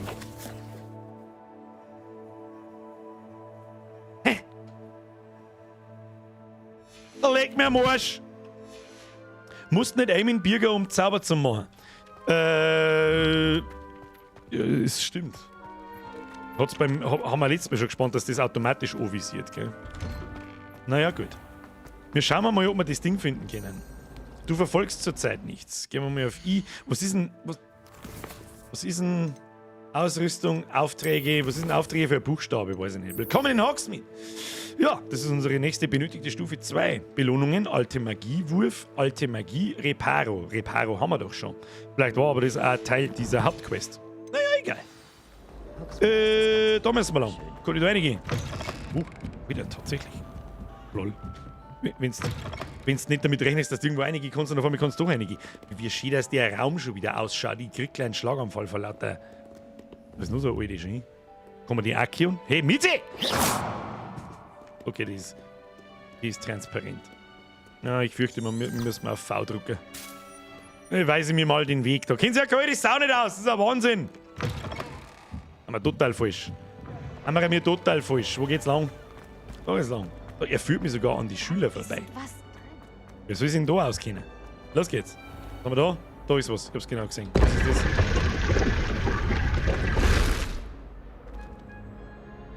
Das hat aber nicht lange gedauert, bis wir den ersten... Weißt du, ich wollte nur Hauptquest machen, damit wir zumindest ein bisschen was sehen. Was passiert ist, den ersten Geheimgang, den ich finde, ab eine... Oh, schau. Oh. Eine Truhe. Holzbrille mit silbernem Gestell. Zeig mir her. Zeig mir her. Zeig mir her. Wo ist Inventar? Wo ist Inventar? Zeig mir. Nein, das ist nicht. Ausrüstung. Kann die was? Kann die was? Verteidigung +4. Kennst du das? In so Rollenspielchen, wenn du irgendwelche Rüstungsgegenstände findest und du ziehst das nur an wegen des Stats, aber schaust gleichzeitig aus wie ein komplett Behinderter. Weiß nicht, ich weiß nicht. Hilft nicht. Hilft nicht. Müssen wir nehmen. Müssen wir nehmen, haben wir nicht mehr. Lieber 4 Verteidigung als ausschauen, als normal ausschauen. Sag ich dir, was ist. It is what. Ich möchte aber hoffen, dass das wieder aufgeht, weil sonst hätte jetzt der Schläger noch gefangen da drin. Transmog im Slot. Transmog im Slot. Transmog im Slot. Erscheinungsbild ändern. Oh, Tatsache. Tatsächlich. Man kann es transmogen. Ja, dann kann man es auch.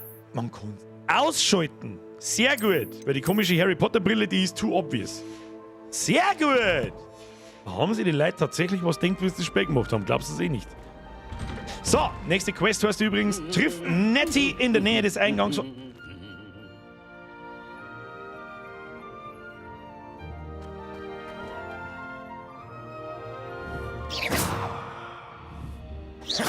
Irgendeiner von euch hat mich gerade angesummt. Ich weiß ganz genau, das war nicht die da geht. Hat der Masken auf? Ah. Revelio. Irgendwas blinkt da, wenn ich das mache. Irgendeiner von euch hat mich angegeben. So nicht. Was ist das? Weiß ich nicht. So, ab nach. Mein Gott, ich weiß überhaupt nicht, wo ich anfangen soll zum umeinander schauen. Das ist ein. Was ist denn das da hinten Hallo, wieder? suchst du nach mir? Was die? Weiß ich warum denn? Ist das der Troll? Oh. Revelio. Revelio. Sehr schön. Da bin ich jetzt aber gespannt, was das wieder ist. Geplättete Rüstung. Diese Rüstung gehört zur Skagglehorp. Thorpe, wie auch immer. Dem Achtlosen, der törichterweise einen Bergtroll zu einem Spiel Reise nach Jerusalem herausforderte. Dann hat einen Hornibonk gekriegt. Seitdem sitzt er da. Sehr schön. Sehr schön. Oh, was ist da? Da kann man irgendwas da. Oh ja, Schnellreisepunkt. Ich kann sich ja gar nicht vorstellen, wie umständlich das Reisen vor Flohpulver war. Fucking Flohpulver, Alter. Ganz sicher zu viel. Naja, gut. Ne, da ist auch wieder was. Was ist denn das? Das ist ein Besen. Das ist ein Glasbesen. Was ist das? Revelio. Man kann ja bei jedem Scheiß auf Revelio drücken. Kaputter Besen. Dieser kaputte Besen gehörte Selene Warnaby und ist Gerüchten zufolge das einzige, was übrig blieb, nachdem sie darauf bestand, den anderen Drittklässlern ihre experimentelle lunare Apparierzauberkunst zu demonstrieren. Keiner weiß, ob sie Erfolg hatte. So ist es auf den Besen gegangen, wollte davor apparieren und jetzt ist es irgendwo. Das war eigentlich ein lustiges Easter Egg, wenn man im Laufe des Spiels rausfindet, wo und was passiert ist. Was mit Sicherheit auch irgendwie möglich ist, aber dafür birge ich irgendwann ab, mir diese Kleinigkeiten noch zum Schauen noch eine Zeit. So, Nettie! Natti, hallo. Hoffentlich wartest du noch nicht lange. Ja, Überhaupt nicht. Überhaupt nicht. Professor Weasley sagte, dass du nach Hogsmeade sollst. Du freust dich sicher, wieder eigene Sachen zu haben. Und das Dorf zu sehen. Ich freue mich schon darauf. Gut. Sollen wir dann? Ich habe vor, dir ein erstklassiges Hogsmeade-Erlebnis zu bieten. Der Andi Bar schreibt, das ist doch ein Zipfel auf deinem Hirn. Weiß ich nicht. Du musst ein bisschen zurücklaufen lassen, dann siehst du, wie es dazu gekommen ist. Also, das ist kein Zipfel, das ist ein Muttermal, okay? Das habe ich schon immer, aber heute war ich zu faul, dass ich mich schminke.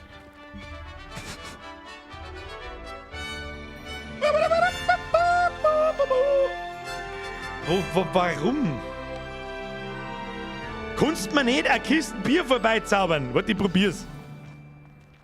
Ich bin froh, dass Professor Weasley mich mitgeschickt hat. Wenn ich die ganze Zeit... Wirklich? Weißt du, wenn ich die ganze Zeit mit meinem Zauberstab da hängen bleibe, warte, ich probier's. Schon einladen. Jetzt hat nicht die Bier mehr steil, ich muss jetzt selber da ein Kasten Bier zaubern an, ich möchte ein Kasten Bier. Schnauze!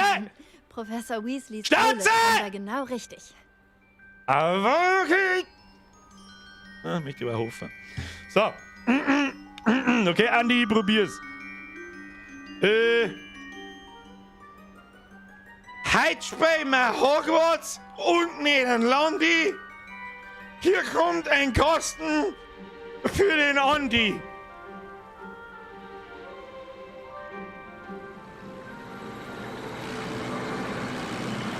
Ach so, der wieder.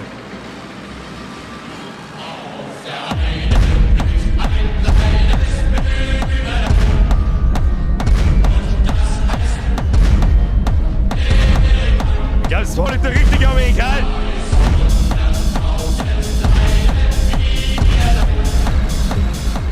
So, easy going. Andi, was soll der 50er, Alter? Was ist mit dir?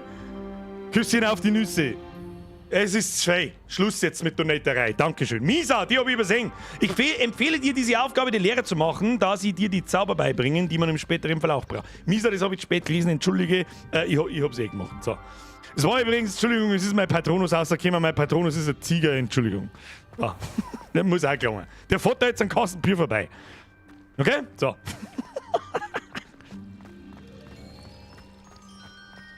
Mein Bruder hat mich mit feindseligen Mal einen kurzen. Ja, gut, die Umgebung, der Berg und so schaut jetzt nicht so super krass aus. Ja, aber das ganze Schloss, Alter. Das ganze Schloss und so ist schon sehr original, da ich sagen. Ob es ein Hagrid seine Hütte schon gibt? Aber es gibt ja einen Hagrid noch gar nicht. Das war eigentlich schon noch ganz geil, wenn es ein paar Charaktere geben, die man auch aus den Büchern kennt. Das war Ich kann dir gar nicht sagen, wie gut es sich anfühlt, nach Alte Ruhen an der frischen Luft zu sein. Herr Netti, spricht Das war man in ein Uganda Fehler, allgemein so dieses langsam Walfach oder zu wie nehmen, ist denn das das? kannst du mir Wie glauben. sagst du das? Ich glaube dir. Obwohl man es nicht wirklich ein Walfach nennen kann, wenn die eigene Mutter es für einen Ich krieg einen ausgewählt Schlaganfall hat. beim Schmerzen.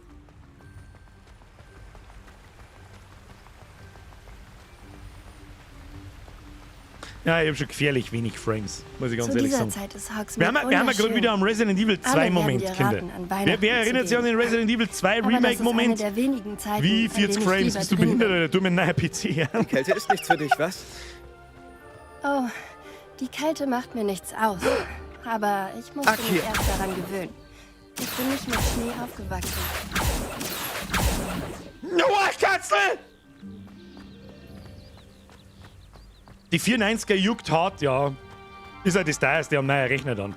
Das Lustige ist ja, ich habe ja fast alles, alle neue Komponenten, neue NVMe-Festplatten und der ganze Mist. Ein Netzteil habe ich da, das für ein neuer PC da ist und so. Das ist eigentlich das einzig teuer nicht. Oh, Das einzig warte, richtig da teuer drüben. nicht, sagen wir es so. Ich Und ich sehe glaube, oft mit 40 Florfliegen in Frames dieser Gegend. werde ich mich nicht begnügen. Schauen wir mal, was demnächst Was ist passiert. so besonders an ihm? Sie sehen interessant aus. Und Was? gedünstet können sie auch in Tränken verwendet werden. Was? Wer? Was ist da? Muss ich da was einsammeln oder was? Florfliegen! Was haben wir da? Kann man da Tränke drauf bauen oder was? Okay, nehmen wir mit. Was haben wir da?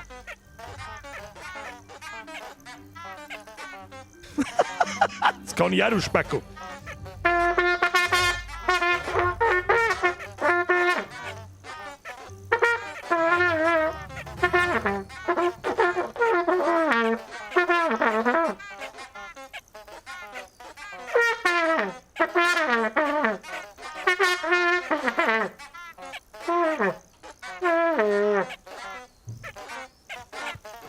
Kurzzeitig waren wir bei den Peanuts. Das verstehen ja nur alte Leute. Ja, jeder unter 20 sitzt jetzt da und denkt sich, Alter, was? Ja, jeder unter 30 eigentlich auch. Sieh mal! Was war da? Hippogreife. Was, wo? Aus dem verbotenen Wald. Wo? Etwas muss sie In aufgeschreckt den scheiß haben. verbotenen Wald geh ich nicht ein. Ich habe Ob der gehört, dass Aragog hier drin und Hippogreife der... gesichtet Das wurden. ist nicht nett. Alter, tatsächlich hypogreifisch, ey. Ich mag sofort mit einem fliegen. Sofort über den See, wo der Harry auch drüber fliegt. Sofort auf der Stelle. Meint ihr, Poppy hat die Hippogreife schon gesehen? Das ist der Malfoy. Auf jeden Malfoy! Fall. Ah, ist doch nicht der Vermutlich Malfoy. haben sie schon Namen. Sicher stolz wird er. Was soll denn das heißen? Das hast du mit der Dort Hypogreife... links ist der Ah, was habe ich nicht so? verbotene Wald. Das Der wollte ist ich für nicht. Schüler verboten. Das wollte Wie ich der nicht. Name schon sagt. Der verbotene Warum Wald. ist er verboten? Die Professoren sagen, er ist zu gefährlich. Ich finde, ihn verboten zu nennen, immer verlockender. Ah, hinter dem Kamm ist Hogsmeade. Hinter der Ruine. Dass es einen Aragog noch gar nicht gibt, das weiß ich schon. Müsst's mir so über den letzten Spaß in meinem Leben auch noch versauen, sag. Hm? Muss dann immer jemand von hinten her... Eule! Akio! Hey, Eule! Levioso! Levioso? Akio! Alter, die trifft der keine Sau. Tatsächlich funktioniert das, gell? Und dass das nicht der Hedwig war, das weiß ich auch! Oh, da kommt der Kutsche. Springen die Schwämmerl. Also Ich wenn hab es Schwämmerl nach mir gesehen. ginge, würde ich ständig herumwandern. Netti, ganz Eigentlich ehrlich, war das ich nächste Mal überrascht, nimm mir den als anderen mit, weil Professor du Weasley meinte, schmerzt, du du würdest schluckst dich ein und dann auskennen. schmerzt. Ich sag dir Schluss. Bist du auch neu hier? Haben wir da? Schwämmerl. Das hat sie gesagt. Haubenhüpfender Giftpilze. Sie weiß mehr über mich, als ich dachte. Die nehmen wir mit. Natürlich Mag aber diesen lerne schnell ich singen. eine Menge Ja, über tatsächlich können wir heißen Testrale. Ah, nein, nicht. Nicht sei, bla, irgendwas. Komm schon wieder, Entschuldigung, ich wollte mir die Testrale anschauen. Oder Testrale heißen es, die Pferdal. Ich weiß nicht mehr.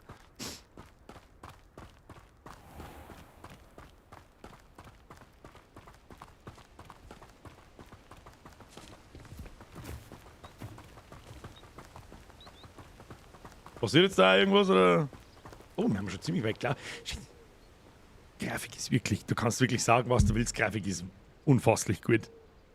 Und ich hab's noch nicht einmal auf. Ich hab's gerade einmal irgendwo zwischen Mittel und Hoch gestellt. Hast du dich schon eingewöhnt? Ich weiß noch, dass die ersten Wochen nach meiner Ankunft recht seltsam waren. Leck! Alles müssen wir war hin. so neu und fremd. Kristalle, hab's genau Ich gewöhne mich langsam ein. Was ist mit dir? Das Hast war du dich einfach. schon eingelegt? Das Ich war vermisse einfach. meine Heimat, aber hier ist es auch schön. Und das Land zu erkunden hat mir sehr geholfen, mich anzupassen. Die Frau schaut Jetzt ist Hogwarts so etwas wie ein Zuhause geworden. Hoffentlich wird es das auch für dich. Mama. Nicht einschlafen. Kim, weiter. Ja, legen wir ein wenig einen Vollsprint hin. Passt, wer ist das? Mr. Moon! Mr. Moon. Er ist der Hausmeister von Hogwarts. Oh, das ist mit Sieht Sicherheit etwas nicht da als der Herr mitgenommen Filch. Hallo, Mr. Moon. Er ist Kennen Sie Chinese. unseren Neuzugang schon? Oder Japaner. Freut mich. Sie sollten umkehren, Miss Onai. Der ist beim Wohl. Umkehren und wegrennen. Ist alles in Ordnung, Sir? Er sah mich an, mit Augen groß wie Untertassen. Wer, Mr. Moon? Ein Demi. Das ist Viertel nach 9. Hässlich, haarig. Wir haben nichts gesehen, Alter. Furchterregend. Ich bin dann im Schloss, wo es sicher ist. Viel Glück Ihnen beiden. Okay. Armer Mr. Moon. Ein Was ist denn eigentlich Demi-Geist? dies alles da? Ich glaube, Ja, er was hat soll ich mit Schwammerl? Ich bin Spaß Pro-Gamer, ich gehabt. brauche keine Schwammerl. Ich habe ihn noch nie in einem solchen Zustand gesehen. Easy peasy lemon squeezy. Wir sind fast da. Wir sind Es fast da. gibt außerhalb der Schlossmauern so viel zu sehen, nicht nur Hogsmeade. Wenn du Zeit und Lust hast, könnten wir öfter auf Erkundungstour gehen. Bei all den Gerüchten über Kobolde und so wäre es schön, jemanden an meiner Seite zu haben. Nicht die Gut zu dafür wissen, redest mir jetzt langsam. Ich Danke. sag, das ist der Backkorne. Das ist der Backkorne. Und vor allem haben wir nahtlos in einer Stadt drin. Das Und wäre schon da cool wären gemacht. wir. Ganz. Und? Wo sollen wir anfangen? Ja, bei der Miezi. Halt jetzt einmal den Mal 5 Sekunden. Halt die Schnauze jetzt! Und im Honigtopf bekommst du alle Süßigkeiten, die du dir vorstellen kannst. Miezi streiche die. Ich hab nicht aufpasst, was du redest. Lieblingsladen. Das ändert sich bei jedem Besuch. Auf jeden Fall kannst du alles, was du brauchst, in Hogsmeade finden. Das werden wir jetzt gleich mal ausprobieren. Kann ich da reingehen? Tatsächlich. Was ist das? Hallo, grüß Gott, ich bin's, der Birger. Simsalablatt. Kann ich mit dir schmerzen? Nö. Schade. Oh, da kann man was da. Revelio. Machst du mal Revelio? Was ist das?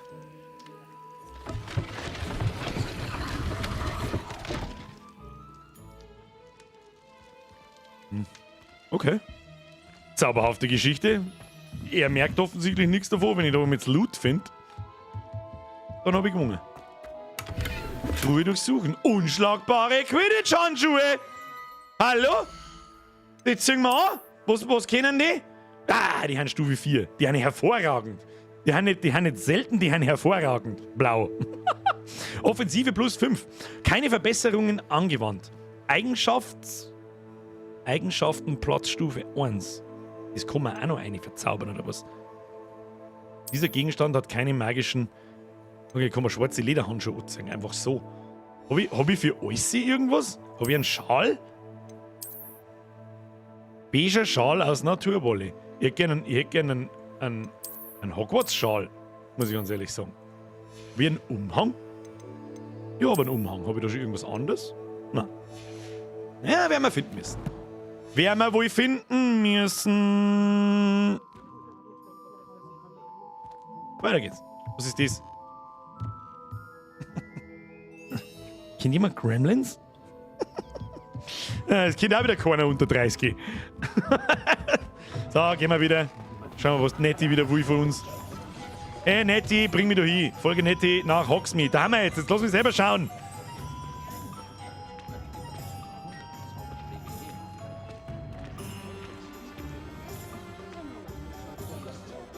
Schön ausschauen tut's schon. Also der Artstyle und so ist wirklich Professor cool. Weasley meinte, du brauchst Folgendes. Ja. Trankrezepte, Ja. Zauberanweisungen, Ja. Samen und... Samen! Ein Zauberstab. Natürlich, du wirst Mr. Ollivander mögen. Und ich bin schon gespannt, was du mit einem eigenen Zauberstab anstellst. Du solltest alles einsammeln können, was du brauchst und noch Zeit haben, um dich etwas umzuschauen. Nimm dir ruhig Zeit, um Hogsmeade zu erkunden. Wir treffen uns auf dem Dorfplatz, wenn du fertig bist. Viel Spaß! Wir sehen uns später. Das Dorf Hogsmeade steckt voller Interessenpunkte. Da hätte man schon POEasy schreiben können. Läden und andere interessante Dinge, die du mit Hilfe deiner Karte im Handbuch entdecken kannst. Schauen wir mal, wie die Weltkarte so. Oh. Okay, da geht's ganz schön zu. Was haben wir da so? Pippins Zaubertränke. Aha. Und das sind Marys Zauberstäbe, oder was? Ollivanders. Und Wälzer und Schriftrollen. Da müssen wir also hin. Was ist da? Zonkos Scherzartikelladen. Ja, solange da nicht Weasley draufsteht, ist mir interessiert aber nicht. Was ist das? Schnabel und Brut, ein Geschäft für Tierwesenbedarf mit den neuesten und besten Nebenprodukten von Tierwesen. Ich hätte gern einen tierischen Begleiter, das wäre cool. Läden und Interessenpunkte an, die kannst du verfolgen, indem du ein Symbol auswählst und drückst. Platz von Hogsmeade. Steeply und Söhne, das lokale Teehaus. Ja gut, wir müssen aber Sachen einkaufen. Zu Gaudi haben die 3 Sachen nicht blinkt wahrscheinlich. Ja. Gehen wir erstmal zum Ollivanders. Holen wir uns unseren Zauberstab. Unseren echten eigenen wahrscheinlich. Kann ich da auch wieder auf V drücken und er sagt mir, wo ich hin muss? Tatsächlich. Ja, das ist cool gemacht. Kannst du sagen, was du magst? Sehr schön. Besuche Wälzer und Schriftrollen, besuche Pippins Zaubertränke und die magische Rübe. Die machen wir am Schluss. Da, her. Oh, da ist Truhe. Truhe suchen. Was haben wir da gefunden? 58 Gold. Was ist jetzt da? Nutzen. Die Glocke. Nimm die Glocke! Rabümmel, Rabammer. Oh, okay. Ich bin gleich bei... Ah, Sie sind es. Einen Moment, bitte. Guten Tag. Ich suche... Einen neuen Zauberstab, ja. Höchste Zeit. Ja, höchste Hat Zeit. auch wieder eine gute Sie sind doch neu in Synchronstimme. unserer 5. Unglaublich Klasse, oder? gute sogar. Ach, was rede ich? Natürlich sind Sie's. Gestatten, Gerbold Ollivander. Aber Sie haben sicher bereits von den Ollivanders gehört, den besten Zauberstabmachern der Welt. Freut mich, Sie kennenzulernen. Wirklich. Gut, kommen Sie. Finden wir den perfekten Zauberstab für Sie. Nein, du nicht. Ja. Ja, also schon sehr an die Filme angelehnt, sehr. Mächtiger Kern. Nein, du nicht. Und 10,5 Zoll? Könnte gehen. Hier, probieren Sie den. Cutscenes sind sehr liebevoll gemacht. Jetzt explodiert wahrscheinlich los, irgendwas oder schwenken geht was Sie. kaputt. Seltsam. Okay. Nochmal, Ja, das war na nicht los. fair. Das war nicht Schwenken fair. Sie richtig.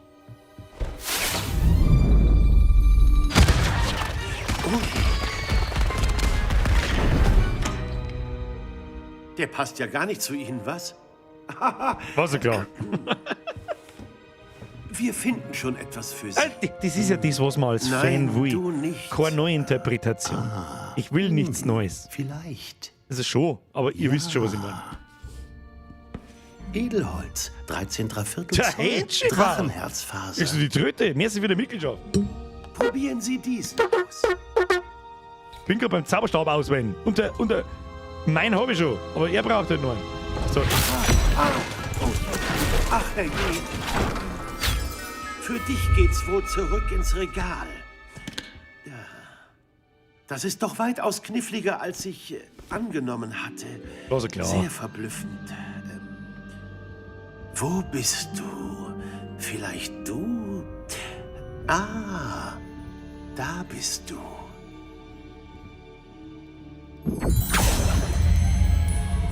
Ja, du könntest der Richtige sein. Hier, nehmen Sie.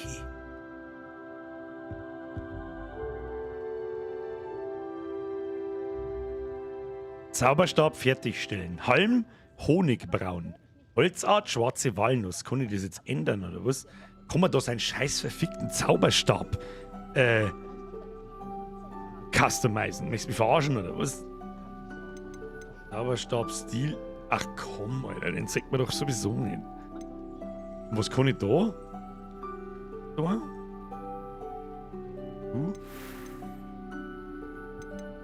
Alter, wie... Ja, aber es ist jetzt schon irgendwie cool. Was möchtest du denn sagen? Faszinierend. Ständerkonfiguration. Was nehmen da? Der schaut komisch aus. Der schaut aus wie ein Stecknadel für Tor. Wirklich interessant. Der schaut ein bisschen aus wie der... Wie heißt denn der Krasse vom Tod? Der schaut auch ein bisschen... Ja. Faszinierend. Wie schaut denn meiner aus? Was? Ja, der kommt dem sehr nah. Was nehmen da? Naturgrau. Wirklich der Elderstab. interessant. Richtig. Ich wollte, ist ja einfach ein Holzstecker. Gefällt mir eigentlich am besten. Sag ich dir, was ist, kann man dort Farbe ändern? Ja. Textur braucht ein bisschen zum Lohn, aber das ist mir ja... Faszinierend. Na, was gefällt mir denn da am besten? Eigentlich das da. Oder der da. Da kann man dann eine andere Farbe machen. Ja, so einfach einen knorrigen Scheißeiselstecker. Der ist doch gut. Wirklich Nein, interessant. Der ist mir zähl und der ist mir... Den nehmen wir. Was kann man nochmal? Holzart. Holzart, schwarze Walnuss. Ändert er sich dann nochmal? Faszinierend. Also da sehe ich weiß jetzt natürlich nicht, ob das irgendwelche Auswirkungen aufs Spiel hat, was ich da jetzt für Holzart nehme, aber ist doch scheißegal, oder? Also ich finde es natürlich lustig für Fans, die sich da wirklich immersiv hineinwursteln wollen. Ist das cool? Denen ist vielleicht wichtig, dass mein Stecker aus Ulm ist. Und die Länge kann man auch auswählen. Ich verstehe die Frage nicht. 14,5 Zoll ist aber sowieso klar. Und die Flexibilität ist überraschend geschmeidig. Faszinierend. Leicht nachgiebig, unnachgiebig, starr. Starr. Oh.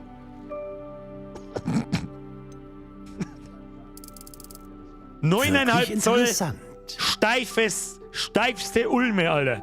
Das ist das nächste Mal. Nächste Mal, wenn die eine voll labert, Alter. Ja, darfst du mir den Maul halten, sonst die hätte da was.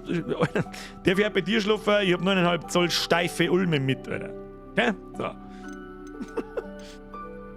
Zauberstabkerne. Phönixfeder, Einhornhaar, Drachenherzfaser. Drachenherzfaser, die als Zauberstabkern dient und bekanntlich mächtige Magie erzeugt. Der Phönix, die Feder eines Phönix, die als Zauberstabkern dient und eine große Bandbreite an Magie erzeugen kann. Macht das einen Unterschied? Ich glaube nicht. Oder ist doch... Ich finde es nett umgesetzt für Fans, aber wenn das da nicht irgendwelche Auswirkungen auf Stats oder Zauber oder irgendwas hat, nimmt Ein Drachenherz. Stab mit Drachenherzfaser ist sehr mächtig und lernt schnell. Ja, dafür ist er kurz. Weiter geht's. Kaufen.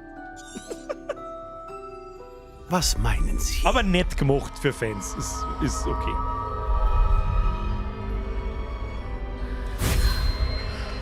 Schau dran! Neues Mitglied. Merci für die Mitgliedschaft. Und so beginnt eine weitere strahlende Kriegst die und Privatröte. magische Zukunft. Merci für die Mitgliedschaft. Ab in den Chat, habe ich die Ehre, Herr Kauldron. Wer nicht mitmacht, war da kein Blut, was es eben. Na, wie hat sich das angefühlt? Gut, Merci dir. anders. Ich Welcome habe so to the etwas squad. wie ein Auffallen gespürt. Ein perfektes Paar. Ihre Bindung scheint besonders mächtig. Der richtige Zauberstab lernt von Ihnen, wie Sie von ihm lernen. Ich möchte ihn unbedingt ausprobieren. Das will ich meinen.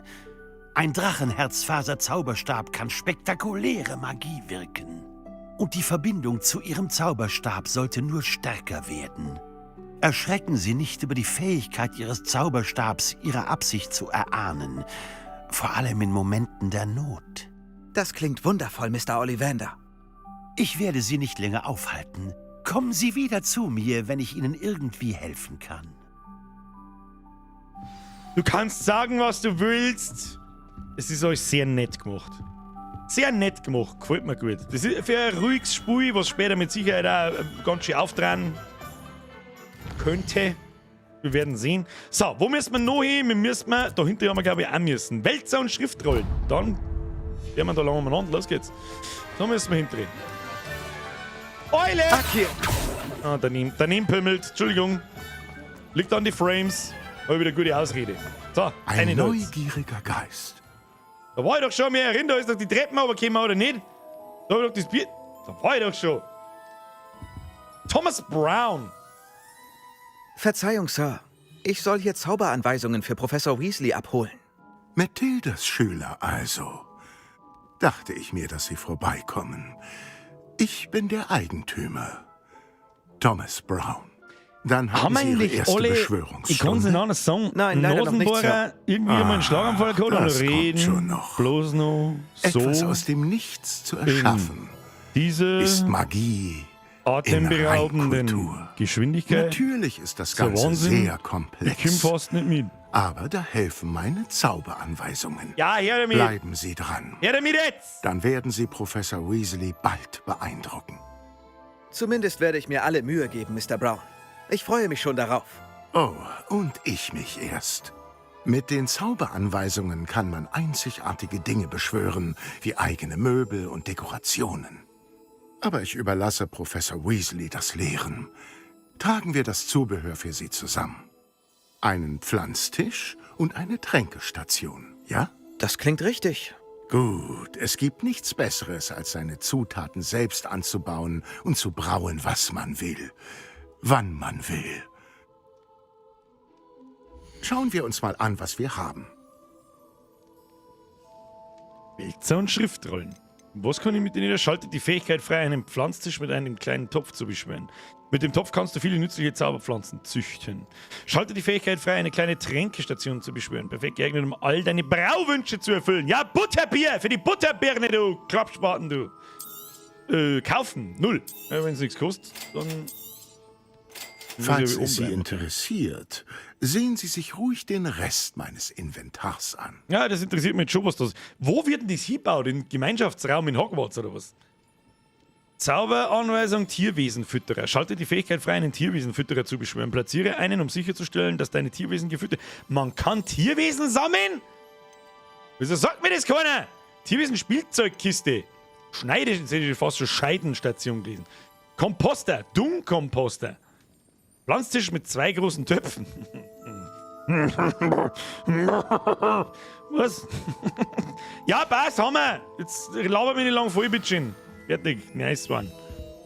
Ja, aber okay, nice to know. Wo wir die dann hinstellen, werden wir schon lernen. Sammlung. Die Sammlung haben wir jetzt erweitert. Okay.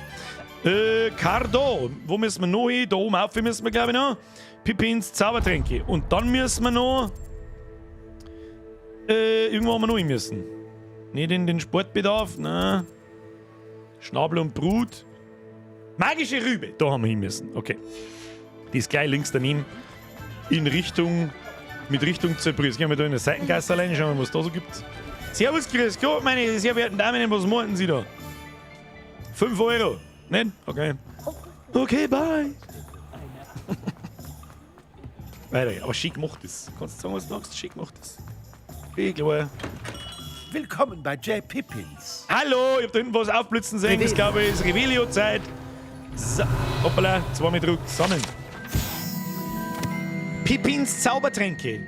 Pippins Zaubertränke, gegründet 1753, ist die Apotheke in Hogsmeade, in der Inhaber Perry Pippin eine große Auswahl an Zaubertränken und deren Zutaten verkauft. Wow, das haben wir jetzt schon 25 gleich erzählt. Oh, Kiste. Silberne Brille. Setzen wir später auf. Beim Pro-Gamer braucht kein Brühen. Hab ich gesehen am Montag, Bigger, du Vollidiot. Verzeihung, Sir. Oh, so ein Glück. Als ich die Glocke hörte, dachte ich, Sie wären Miss Lawang. Nicht, dass sie sich hier blicken lässt. Wieder eine bekannte Obwohl, Stimme. Sie habe ich hier auch noch nie gesehen, glaube ich. Tatsächlich bin ich zum ersten Mal in Hogsmeade. Tatsächlich? Nun, Perry Pippin, zu Ihren Diensten. Sie sind bei J. Pippins Zaubertränke. Tränke für jede Gelegenheit. Das steht schon auf dem Schild, aber Großvater wollte immer, dass ich es sage. Wie kann ich Ihnen helfen? Professor Weasley schickt mich, um ein paar Rezepte abzuholen. Ich bin neu in Hogwarts. Ihretwegen Ja, hat jetzt sie muss die ich grad Eule drüber- geschickt. ist die Ich habe gleiche alles Stimme sofort gerade? bereitgestellt. Wenn Sie so sind wie ich in Ihrem Siehst du, hör mal, wer der dann wollen Sie Hämmer-Typ. Ihre Trankzutaten so schnell wie möglich. Ist das Tränkebrauen nicht eine faszinierende Kunst und so wirkungsvoll wie Der jeder Jackie Spruch? Chan ist da, ja? Sind Zaubertränke wirklich so vielseitig? Sie sind zwar nicht so eindrucksvoll wie Zauber, aber sie sind genauso mächtig. Sie können heilen, vernichten, schützen. Das werden Sie bald zu Genüge erfahren. Da Sie zum ersten Mal hier sind, sollten Sie wissen, dass ich nicht nur Trankrezepte verkaufe. Ich biete auch fertige Gebräue für verschiedenste Gelegenheiten und kreiere auch neue von Zeit zu Zeit. Kommen Sie immer mal vorbei, um nichts zu verpassen. Aber jetzt holen wir Ihnen erstmal die Rezepte, ja? Wie kann ich heute behilflich sein? Ist eigentlich schon krass, wie lange es gedauert hat, dass jemand mal auf die verfickte Idee kommt, ein verdammtes RPG im Harry Potter Universum zu machen. Wieso hat das verdammt nochmal bis 2023 dauern müssen? Verstehe ich nicht. So, wir müssen natürlich da wieder 2 Rezepte kaufen für irgendwelche Tränke. Das Rezept für einen Trank, der auf der Haut des Trinkenden einen felsigen Film entstehen lässt, der ihn vor Schaden schützt. Aha. Ein Rezept für einen Heiltrank. Die absoluten Stannis. Die kriegt man am Anfang natürlich. Sehen Sie sich ruhig den Rest meines Inventars an. Oder kommen Sie wieder, wenn Sie es heute eilig haben. Hauch der Toten. Von Inferi gesammelte Essenzzusatz für Donnerbräu. Spinnenfangzahn. Von Spinnen gesammelte Fangzähne. Das Restgift ist wichtiger Bestandteil des Maxima-Tranks. Okay, also man kann da halt Ingredients kaufen, fertige Getränke kaufen. Er ist halt einfach Trankdealer. Ja, was haben wir da? Ach, da haben wir wieder Scheißdreck, das wir am Verkaufen können. Das ist so Ausrüstungszeug. Okay, was hat er sonst noch? Donnerbräu. Ein Rezept für einen mächtigen Schadenstrank. Ein Rezept für einen Zaubertrank, der den Trinkenden nahezu unsichtbar macht. Aha! Kann man dann in die Bücherei einbrechen, die mir aber hoffen. Ein Rezept für einen Zaubertrank, der den Zaubernden des Trinkenden für eine kurze Zeit den Zauberschaden, was hat mir jetzt gerade gesagt, den Zaubernden des Trinken. Ja, Birger, der den Zaubernden des Trinkenden für kurze Zeit erhöht. Ja, Gott sei Dank ist der beste Trank voll. Was ist. Ja, gut, Mr. Pippin. Dann schleiche ich mich wieder. Jetzt muss ich noch in die komische Rübe eine tanzen. So, da habe ich die Ehre. So, wenn die Karten zusammenbeißt, müsst ihr jetzt da irgendwo eine Brücke daneben vorbei. Ja, schau hier. West Hogsmeade. Wo haben wir das jetzt wieder? Also Bam. Und jetzt wird er zurückgeschnitten, oder was? Krass war halt, wenn er... Ich wollte gerade sagen, krass war halt wirklich, wenn er wirklich zugeschnitten werden darf. Und dann wird er halt wirklich zugeschnitten. Was haben Sie jetzt vor? Ich muss mich da über jede Statue an der Wind anlabern. Sehr fix. So! Da klärt was. Was ist das? Da müssen wir noch rein. Magic Neep. Heißt Neep vielleicht? Oh, gut. Akir. Levioso. Lumos.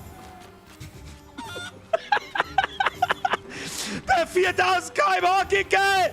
Ich mach Kickel-Tipp fast hier! Boah, leck, jetzt hab ich wirklich mal nicht umgebracht. Es tut mir leid, Gockelmann! Es tut mir leid! Es tut mir... Okay, bye! Lauft er da vor, der Vollidiot. Ja, geiler Typ. Timothy Tessendale, interagieren. Ich weiß nicht, da werden wir nicht hin müssen, oder? Da werden wir schon hin müssen. Was muss ich denn tun? Besuche die magische Rübe. Da bin ich doch, oder nicht? Bin ich bei der magischen Rübe? Ja, bin ich. Ja gut, dann werden wir wahrscheinlich mit ihm da schmerzen müssen. Verzeihung, Sir. Professor Weasley hat gesagt, ich könnte hier Samen abholen. Samen? Diptam für den Neuzugang aus der 5. Das sind dann wohl Sie. Bei Merlins Bart. In der 5. Klasse in Hogwarts anzufangen, muss Ihre Welt auf den Kopf gestellt haben. Bisschen schon, Nein, ja. gar nicht. Ich sehe das Wollen wir Ganze den Schwanz einfach als am großes Abenteuer. Der brennt ja ein bisschen. Nicht jeder hat das Temperament, um die Dinge so gelassen zu nehmen. Ich bin übrigens Timothy Teasdale. Das ist mein Laden, die magische Rübe. Ich habe den Wagen hier draußen, weil ich mich gerne unterhalte. Wenn ich nur drinnen sitze, bekomme ich ja gar nichts mit, nicht wahr? Das stimmt wohl. Neben Samen habe ich auch jede Menge Pflanzen. Ich züchte alles selbst. Meine Spezialität sind Zaubertrankzutaten. Selbst Pippin kauft bei mir. Aber genug von mir. Statten wir sie mit Diptam-Samen aus. Was für Samen? Sagen Sie nichts. Sie suchen was Neues. Haben wir uns doch gerade unterhalten. Sie wissen, was Sie suchen. Schaltet die Fähigkeit frei, Dickdarm in kleinen Töpfen wachsen zu lassen. Her damit, Sehen was Sie auch immer sich das um. ist. Es gibt hier viele Zutaten, die sicher Ihr Interesse wecken. Nee, tut mir leid, alter Mann, so viel sind sie nicht. Ich kann nicht mehr scrollen. Red keinen Scheiß. Also gut, das ist alles. Dünger. Ich gehe besser und suche Natti. Dünger und ja gut. Es ist halt der Herbalist, wenn man so will. Oh Gott, was bist du? Ach, hier. Tatsächlich. Miau. Es tut mir leid, das wollte ich nicht. Irgendwie wollte ich es schon. Mäh. Mäh. Wo möchtest du denn hin? Du Quamperts Bergschaf. So, wo müssen wir hin? Da hinten an einem gelben Ding. Da laufen wir jetzt außen. Los geht's. Hey, Alter, Handys Regentropfen auf meinem Mantel? Erscheinen die da tatsächlich oder haben die einfach tatsächlich? Bruder. I'm impressed. Kannst sagen, was du magst, I'm impressed. Weiter geht's. Nein. Ja, was kriegst du? Du Futzen interessiert mich nicht. Geh auf Zeiten. Da fliegt der Gießkann. Da ist der. Da ist doch gerade ein Gießkann geflogen, oder? Ja, doch. Habe ich mich nicht täuscht. Bin ich nicht schon nicht ganz komplett behindert. Wo ist jetzt die andere Alte? Hey, Alte, gehen wir wieder heim. Ich habe alles, was ich brauche. Interaktion. Ich habe alles. Laber. Ich verstehe jetzt, warum du dich nicht auf einen Lieblingsladen festlegen kannst. Sehen wir uns noch etwas um. Vielleicht ist heute der Tag, an dem ich mich entscheide. Oh oh. Ah! Wo ist sie?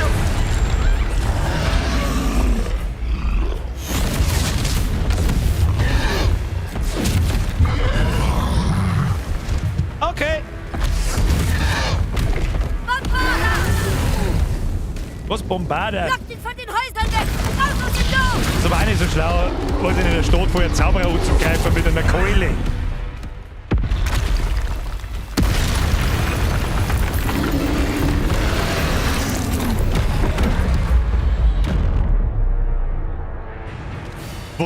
Was mit Steuerung Ausweicher? Was ist denn das für Behinderung?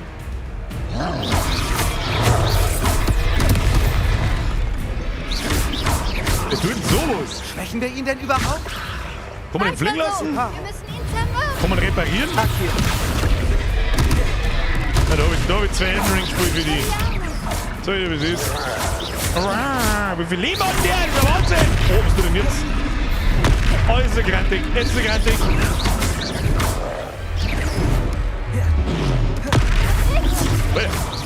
Alte Y, alte Magie. Was?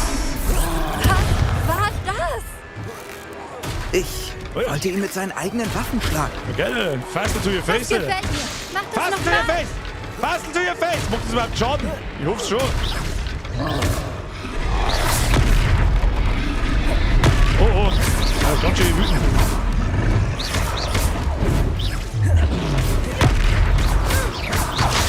Ja, heute wird wütend auf Y irgendwie. Sag mal. Ja, du triffst mich nicht einmal. Programmer, du bist ein fetter Troll. Du willst nix da. Dafür sorgen, dass das so bleibt. Ich hätte gerne die gute alte Dark Souls-Rolle. Oh. Gut, anders chargen auch noch. Ah, verdammt! Jetzt wollen wir im Maul halten sein. Hätte ich mal mein Maul gehalten, ey. Hätte ich mal mein Maul gehalten, ey. Da ist ein Kastel to your face, du fetter Vollidiot. Oh. Ja, Klima auf Y, ich müssen mit dem Gamepad springen, glaube ich. Du fetter Höhlentroll! Oh, X, um alte Magie zu erwecken. Kami! Ah! Errungenschaft! Troll gemacht! Oh nein! Das ist ein guter Wortwitz. Noch ein Troll. Was habe ich wohl Haben Troll Sie gemacht? beide etwa einen ausgewachsenen Troll gestellt? Alleine? Anscheinend. Ehrlich gesagt geschah alles sehr schnell. Bei Merlins Bart. Geht es Ihnen gut? Ja, und wir helfen immer gern. Helfen ist eine Untertreibung. Mit solchen Nerven haben Sie das Zeug zum Auror, wenn Sie mich fragen. Gute Frage, ich kann Ihnen nicht zuhören hinter einer Tanz könnten Zuckerwatte. Sie beide mir vielleicht helfen, wieder Ordnung in ein paar Dinge zu bringen. Oh. Natürlich, Officer. Mehr Singer. Quests. Officer Singer. Und vielen Dank nochmal. Jung, da hinten ist das Zuckerwatte, was da tanzt. Was ist das? Ah, nee, was kann ich da jetzt tun? Ah! Reparo. Na, Mal sehen, was er will. Ist wirklich cool gemacht. Da kannst du sagen, was du willst. Reparo. Zum Glück haben sie nicht mehr zerstört. Aber wieso muss die das jetzt zusammenbauen? Man kann in der Stadt überhaupt... Alter, das ist die Eulenstation. Ist voll der Schissen von oben bis unten, aber sehr schön gemacht. Ich renne mal zusammen. Ach, muss ich sogar. Steht sogar da. Reparieren. Schade, wieso muss ich es machen? Ich bin der Einzige, der noch Reparo kriegt. Ich bin jetzt einen Tag da. Reparo. Du musst gegen einen Troll kämpfen und dann die ganze Stadt zusammenbauen. Ihr Vollidioten! Das ist ein Wahnsinn! Was ist das? Tatsächlich tanzt da Zuckerwatte. Hey, sie! Ah! Ich wollte da bloß eine Zuckerwatte kaufen. Muss da gleich die Quest in den Arsch gehen. Kriegt sie fix. Wo noch da Reparo?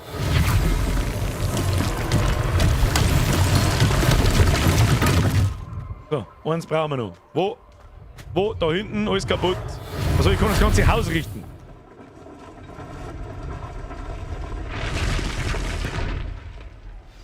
Okay, das hat richtig cool ausgeschaut. Kannst sagen, was du magst. Was auch immer da jetzt gerade passiert ist, war ich nicht.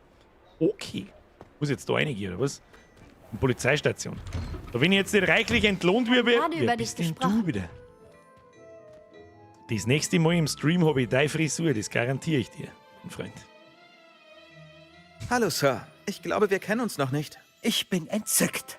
Augustus Hill, Tuch- und Kleiderhändler der Extraklasse. Ich danke Ihnen für Ihre Tapferkeit im Kampf gegen diese Trolle. Ganz zu schweigen davon, dass Sie Hogsmeade wieder in einen ansehnlichen Zustand versetzt haben. War mir ein Vergnügen. Einen Orden des Merlin hätten Sie verdient. Aber ich kann Ihnen etwas viel Nützlicheres anbieten. Mir gehört Besenknechts Sonntagsstaat. In meinem Inventar befinden sich einzigartige Dinge, die einen gewissen Schutz bieten. Lebensrettenden Schutz. Da ich annehme, dass das nicht Ihre letzte gefährliche Auseinandersetzung war, gebe ich Ihnen einen Satz solcher Roben. Zum Dank für Ihre heutige Tat. Ja, nein, Sir, das kann ich nicht annehmen. Der Tod, das können wir schon nehmen. Hallo, das ganze Dorf aufkramen, bist du behindert? Danke, Mr. Hill. Das ist sehr großzügig. Aber wir sind mal freundlich. Das ist doch das Arrogant, Mindeste. aber freundlich. Dann probieren wir das hier doch mal an, ja? Wir haben heute viele Waren. Lassen Sie sich Zeit. Da kann man sich einkleiden, oder was? Kann man die vorher anschauen, die Sachen? Was kriege ich jetzt da? Traditioneller Schulumhang.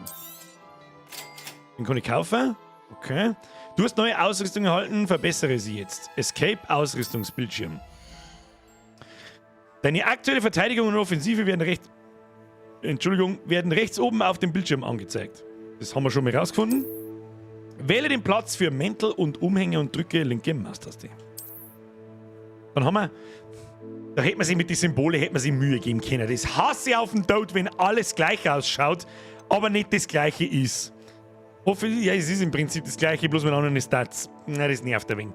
Da kann man sich doch irgendwie in der Vorschau da schon einen Fünfer eintun oder so. Ja, ich meine, es gibt eh nicht fest Stats. Es gibt Offensive und Verteidigung und das war's. Da schreibe ich doch die kleinen Zahlen da klar irgendwo hin, damit ich irgendwie schnell erfassen kann, was ist. Und später, wenn ich da 300 Mäntel drin habe, nicht da so soll ich noch eine Wand lassen. Ja, ist ja wurscht. So, wir haben Offensive plus 5 gekriegt.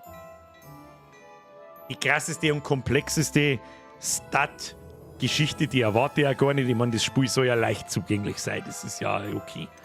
So, was kosten da sowas? 500 Gold, 200, so viel haben wir nicht. Wir haben 144 Gold. Kann ich das Zeug vorher anschauen? Jetzt hätte ich fast auf Steuerung Linksklick gedrückt wie in WoW, aber so wird es wahrscheinlich eher nicht gehen. Kaufen, Ausrüstung, ja, richtig Maustaste, tatsächlich. Und jetzt ist das Ding drunter, oder was? F vergleichen. Na, zurück. Haben wir da. Der Quidditch-Mantel. Ja, ich hab schon verstanden. Ich hätte aber gerne einen Gryffindor-Schal. Der ist episch. Der ist epic. Und hat 2 Hageltoten, was auch immer das bedeutet. Ja, aber gut, da kann man sich Ausrüstung offensichtlich kaufen. Vielleicht auch Kosmetisches. Was für eine außergewöhnliche Einführung in Hogsmeade. Was ist denn da auf deiner Stirn? Vor allem du uns mindestens ein Muttermal verdient haben. Wollen wir in die 3 Besen gehen? Ja, das klingt Misa, gut. danke für den Euro. Immer mit der Rübierger, die sehen dann schon anders aus. Bis jetzt Ich schauen sie nicht verkaufe anders noch aus. mehr kampftaugliche Gegenstände, wenn Sie welche brauchen. Ich weiß ja nicht, wie bei dir das Inventar ausschaut, aber wenn ihr bei mir da so ins Inventar reinschaut, dann schauen bei mir die 2 Mäntel nicht anders aus. War im Witcher was Sich nur gerne ganz so. in Ruhe in Was schauen meinem wir? Laden. Oh, was haben wir da? Tee. Oh, Tee for free. Ja, sicherlich. Wieso schaust du so geschmerzt? Bist du besoffen? Jetzt hab ich gelesen.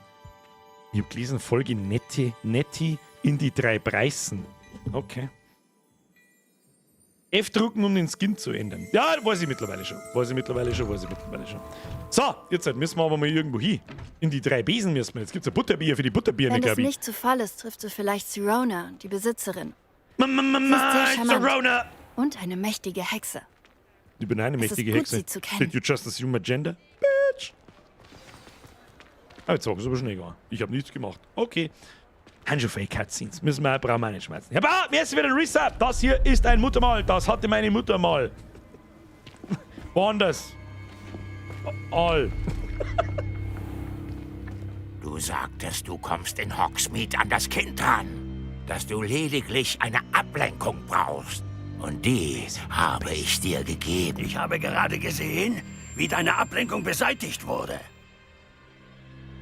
Und die beiden Wer ist dieselbe dieses Stimme. Kind? Was verschweigst du mir? Du musst nur wissen, wenn du nicht an das Kind rankommst, dann bist du für mich wertlos. Weg hier. Gute Nacht, Frau Herzinger. Wurden wir gesehen? Ich glaube nicht. Was macht dieser Kobold mit Victor Rookwood? Ranrock arbeitet mit Rookwood? Das ist der Kobold vom Tagespropheten. Ich wusste, dass ich ihn kenne. Schnell, lass uns in die 3 Besen reingehen.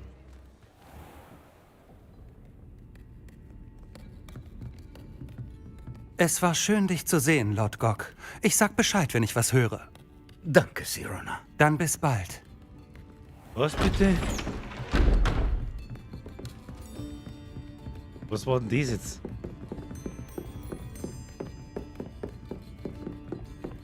Oh, was kann ich... Oh, ein neues Gesicht in meinem Laden. Ist mein erstes Mal hier. Willkommen. Ich gebe euch einen aus. Dieser Angriff. Ich schaue später nach den Ladenbesitzern und Bewohnern. Immerhin sind sie wohlauf. Ich hatte Hilfe. Hat ganz allein ein Troll besiegt. Wirklich? Gut gemacht. Danke dafür. Aber gern. Im Ernst. Trolle in Hogsmeade?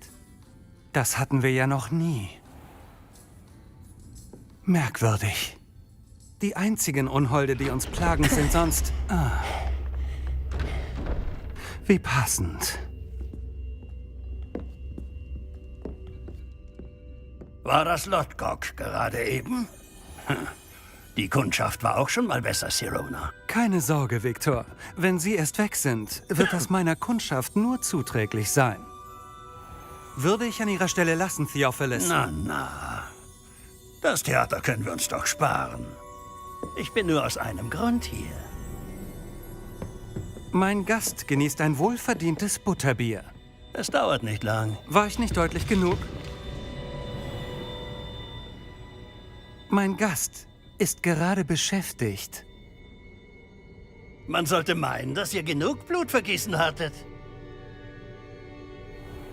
Komm, Theophilus. Mit den 3 Besen geht es bergab. Ist unsere Galeone nicht wert? Das kommentieren wir jetzt nicht weiter. Du kannst nicht ewig Butterbier trinken.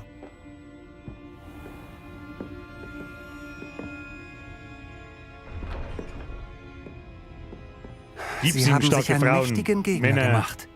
Rolle, keine Vorsicht! Rookwood und Harlow sind schlimmer als alle Trolle dieser Welt. Trolle, Ranrock und Rookwood?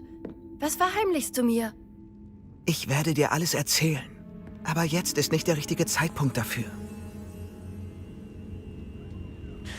Jetzt Einige wäre Aufträge wohl ein haben guter offene Zeitpunkt, um zum Schloss Zielsetzungen ohne zurückzukehren. vorgegebenen Kompasspfad. Setze auf der Karte einen persönlichen Weg, um selbst in bla bla bla. Sprich mir nicht über vor den 3 Besen.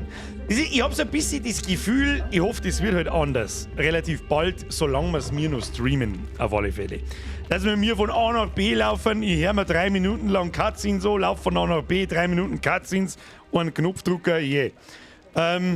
Das ist eigentlich das Einzige. Es braucht eine ganze Zeit lang, bis es anläuft. Aber es passiert ja jetzt. Ich bin heilfroh, dass Sirona da war. Und dass solche Schurken wie Rookwood und Harlow sie nicht einschüchtern. Ich möchte verstehen, was hier vor sich geht und hoffe, du erzählst es mir. Aber erst einmal sollten wir zum Schloss zurück. Professor Weasley erfährt sicher bald von dem Trollangriff, wenn sie es nicht schon weiß. Ich will nicht, dass sie sich sorgt. Du musst für die Nacht in den Gemeinschaftsraum zurückkehren. Nutze die Karte. Das heißt, wir kommen auf die Karte von Hogwarts. Und wo ist jetzt da mein Gemeinschaftsraum? Ist da im Südflügel. Und dann Gemeinschaftsraum von Gryffindor. Kann ich von jedem Punkt aus schnell reisen oder muss ich da an so einen Punkt hingehen und kann dann von Punkt zu Punkt? Haben wir eigentlich vorher schon ausprobiert, gell? Die Frage wollte ich vorher schon stellen, ich habe es wieder verkackt. Nein. Dummer Bierger, viel dumm. Dumm. Der Foxy schreibt von überall. Von an jeden schreibt der Daniel. Ja, okay. Und das Wölfchen schreibt auch. Nice! Auftrag. Herausforderung freigeschaltet. Schließe Neben- und Beziehungsaufträge ab. Nö, will ich nicht. Oh, ist das meine Eule? Eule! Kannst du fliegen? Schade, kannst du nicht. Schade. So, was haben wir jetzt für... Nachrichten lesen. Du hast Eulenpost erhalten. Escape. Was auch immer. Irgendwas auf alle Fälle. Hogsmeade. Dann haben wir Professor Fig. Kommen Sie zu mir. Ich habe etwas in dem Medaillon, das wir in Gringotts gefunden haben, entdeckt. Ist das vielleicht so der erste Anfang der Hauptstory? So ein bisschen. Sprich mit Professor Fig. Ja, werden wir machen. Leite mich, weil da herin kennen Sie gerade die Sau. Es ist 100 Meter weg, bist du super. Ja, wobei, wir kann eigentlich auch Schnellreise machen, gell? Naja, gut, vielleicht finden wir noch ein paar Schnellreisepunkte. Jetzt ist er da gerade am Glander oben gerutscht. Habe ich das richtig gesehen? Tatsächlich. Wir kommen da an den Pfosten vorbei, das hätte mich jetzt schon interessiert. Weiß nicht, Digi. Nein, die Kisten kommt man wieder. Oder kommt man in die Kisten rein? Da haben wir doch schon reingeschaut, oder? Schloss Stufe 1. Da brauchen wir Hallo, Mora! Stufe 1! Hallo, wie schön, Sie zu sehen. Da hätten wir herreisen können. Hallo, wie schön Sie zu sehen. Ja, hallo. Oh, ich kann da mal nur mit dem Panzer da reinfahren. Letztes Mal hat sich nicht recht. Oh, da ist ein Opfer, so einen nehme ich mit. Ist mir wurscht, so einen nehme ich mit. Da passt, das ist ein guter. Interessant war, ob mich der heilt, wenn ich Leben verloren habe. So. Vollsprint. Der Mantel bewegt sich ja ziemlich cool, muss man auch sagen. Ja, das ist wichtig. Wichtig, wenn man schon einen Mantel hat, dann muss er cool im Wind wedeln. Und realistisch, und das tut er. Tut das so. Oder spielt eine Band für mich auf, oder was?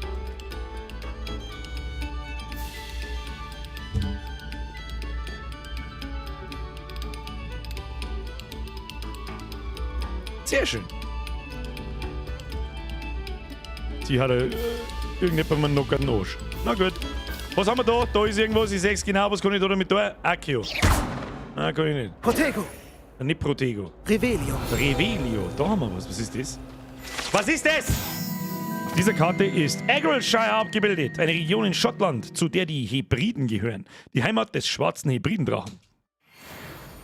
Mal wieder was gelernt. Was ist das? Ist das der Bethesda, ihre erste Rüstung in Oblivion? Freunde der Sonne! War die erste Mikrotransaktion auf diese, oder größere Mikrotransaktion, die alles ins Rollen gebracht hat, meine sehr verehrten Damen und Herren. Die Pferderüstung in Oblivion wird hier ausgestellt. Machen wir Revelio. Würde uns interessieren, ob ich da was sehe. Da gibt es was zum Singen. Was ist denn hier für geil auf? Herzog, lesen. Diese Statue stellt den Zauberer Lachlan, der Schlachsige, dar. Einen großen, schlanken Zauberer, der sehr stolz auf sich scheint. Niemand weiß, wofür. Super. Super Geschichte. Gut, dass ich gefragt habe. Gut, dass ich gefragt habe. Was haben wir da? Das ist wieder irgendwie geschlossen. Gehen wir nicht brauchen. Oh, nicht schon wieder. Ihr Bracks, ihr Maul, hat mir der Spaten erlaubt, in eben jener Schüssel, aus der ich streckte, mein Haupt. Solange es bei einem Bad pro Woche bleibe, rücke man mir fürs Tauchen in den jungen Toiletten nicht zu Leibe. Bitte, Peeves. Ich bin spät dran. Mich aufhalten, das wollte Rancorous Corp. In eine Falle mich locken, in einen gläsernen Sarg. Seine Eindämmungszauber, sie versagten jedoch. Das ist der Joker von Hogwarts, ich weiß es nicht. Er nervt mich jetzt schon, wenn ich ganz ehrlich bin. Abhauen! Wo haben wir ihn jetzt wieder?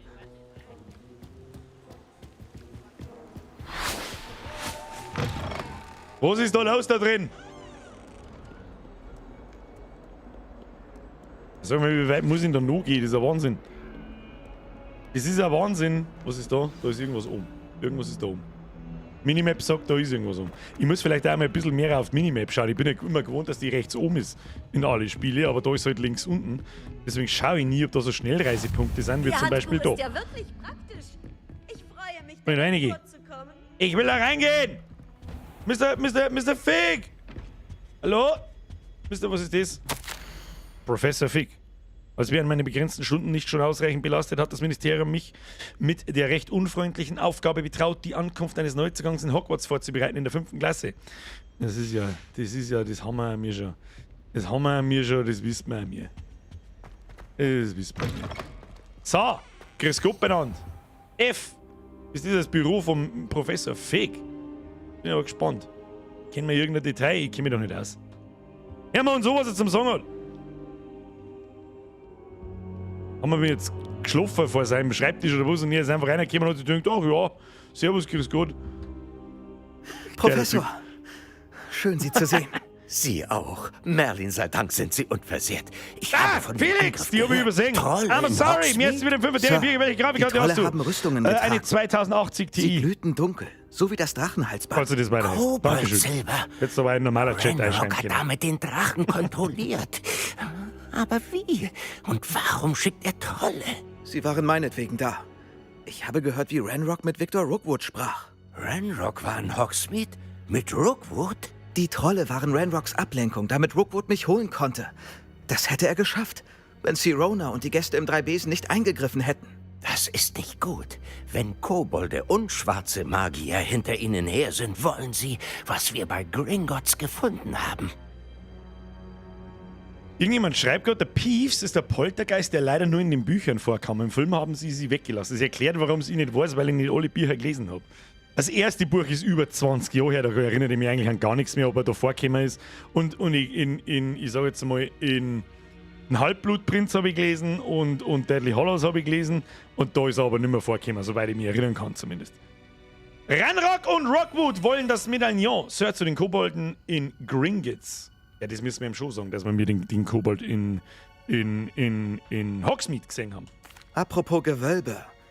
Denken Sie, Ranrock arbeitet mit Kobolden aus Gringotts zusammen? Nein, die Kobolde von Gringotts sind zumeist nicht die freundlichsten Wesen, aber sie sind höchst zuverlässig. Nein, nach der Sache mit dem armen Bankier wage ich zu behaupten, dass die Kobolde bei Gringotts keine Anhänger von Ranrock sind. Sie wollen das Medaillon. Sie sagten, Sie hätten etwas darin entdeckt. Ja. Ich entdeckte eine Inschrift. Als ich sie laut vorlas, erschien diese Karte. Clevere Verzauberung.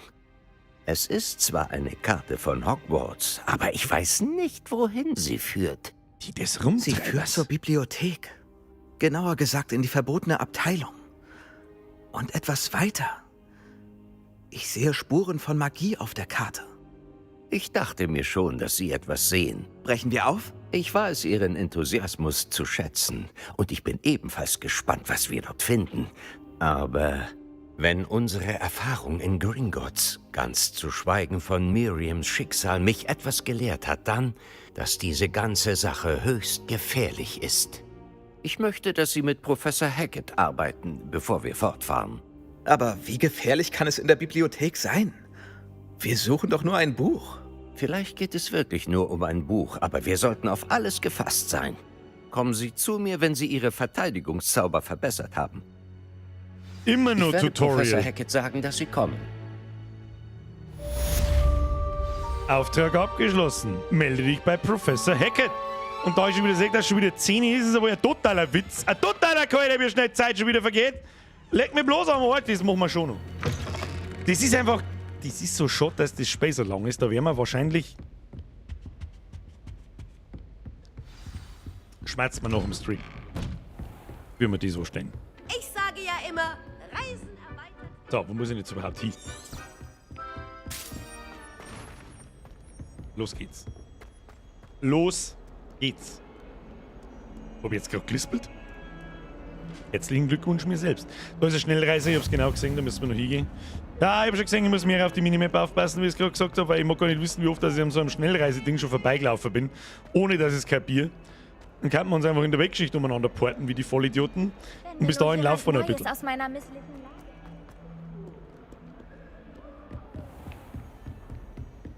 So, Verteidigungszauber, die holen wir uns noch. Sie wollten mir doch einen neuen Zauber beibringen, Professor. Gut. Professor Feg deutete an, dass Sie Ihre Verteidigungsaufgaben mit gewisser Dringlichkeit erledigen müssen. Aus diesem Grund werden Sie Incendio lernen, den Feuerzauber. Praktisch zum Entfachen von Fackeln, Verbrennen von Spinnweben. Und, wenn erforderlich, zur Verteidigung gegen jene, die uns schaden wollen. Klingt vielseitig. Ja, aber bevor wir beginnen, habe ich noch einige Aufgaben für Sie. Einige werden Sie vielleicht überraschen. Die Professoren wissen doch oft mehr, als die Schüler glauben. Wenn Sie fertig sind, suchen Sie mich auf. Dann beginnen wir mit der Incendio-Lektion. Sie wissen, wo Sie mich finden, wenn Sie fertig sind. 2 Runden gekreuzte Stäbe gewinnen, eine Runde Training in Zauberkombinationen mit Luke und Battlebee durchführen.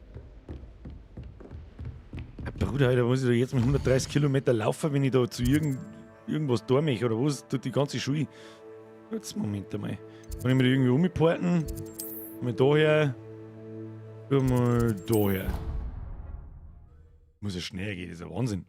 Ich renn doch da nicht jetzt das ganze Schloss ab, wenn ich von A nach B muss. Schneller! Ja, ich hab schon gesehen, ein neuer PC muss hier. Da ist einmal V-Drücker, wo müssen wir hin? Da müssen wir hin. So ein Verschönerung. Volle Gas, lieber Gas. Was wird rausgehen? Die Frage ist, wo er mich überhaupt hinführt. Das sagt man ja auch nicht, weil ab 2D-Karten gibt's nicht. Ja gut, dann müssen wir halt laufen. Es hilft ja sowieso nicht. Es hilft ja sowieso nicht. Es hilft ja sowieso nicht. Gas! Die Frage ist, wo er mich jetzt eigentlich hinbringt, so wirklich. Ah ja, da ist gleich eine Quest draußen. Achtung, Ladebalken. Und der Ladebalken ist mir lieber wie der Ladebalken, den wir gerade gehabt haben. Schön, dass du da bist. Lucan ist da drüben. Oh, was ist denn jetzt? Das ist Schlägerei. Ist es der Fight Club? Das ist richtig. Kann ich dir helfen? Oh oh. Du schaust aus wie der Stadi in der Klasse, den man am besten nicht auf den Sack geht. Sebastian meint, du wüsstest etwas über einen Club? Wenn Sebastian für dich bürgt, bin ich schon überzeugt. Ich leite die Duelle für die gekreuzten Stäbe. Eine Art Duellierclub. Teilnahme nur auf Einladung. Du musst Sebastian schwer beeindruckt haben. Das höre ich gern. Ich habe ihm meinen Dämpfer verpasst. Das schmeichelt Sagen wir mal mir. nicht zu arrogant. Sebastian ist auch kein schlechter Duellant. Ist sicher ein Erlebnis, euch 2 in Aktion zu sehen. Wie läuft das mit den gekreuzten Stäben? Du kommst her, ich weise dich anderen Duellanten zu und wer am Ende noch steht, gewinnt. So können wir ein für alle Mal entscheiden, wer die besten Duellanten der Schule sind. Und um die Sache interessant zu machen, erhält der Gewinner einen Preis. Wie sieht's aus? Ja, muss ja, oder? Es ist ja Teil meiner Quest. Duelle sind ein guter Zeitvertreib. Alles ist ein guter Zeitvertreib. Außerdem kannst du bei den gekreuzten Stäben mit einem Partner antreten. Das erste Mal trittst du mit Sebastian an. Das nächste Mal bringst du einen Partner mit oder du machst es allein. Ich mag's ja nur, die kennen aber willst nichts. du es mal versuchen? Ja, ich trete an. Fantastisch. 2 Möge müssen wir das gewinnen als Feuerwerk Quest, ne? beginnen. Damit aber egal, was passiert da. Der Troll war das einzige Highlight in den letzten 2 Stunden. Das ist der wirst Wahnsinn. du ganz sicher noch Wir bereuen. reden seit 4 Stunden nur in der geilen Weggeschichte umeinander. Runde beginnen, was ist denn das? Ist das jetzt Rundenstrategie oder kann ich einfach draufhauen? Dupel gelb bestimmt mit Kontrollzauber, das haben wir ja schon alles gehabt. Zielanvisierung erlaubt es, die Gegner ohne Zielen zu verfolgen. Um dein Ziel werden das. Ja, dann nutze ich Pfeiltasten. Was hat's nie für besoffen? Wir hatten das gemacht.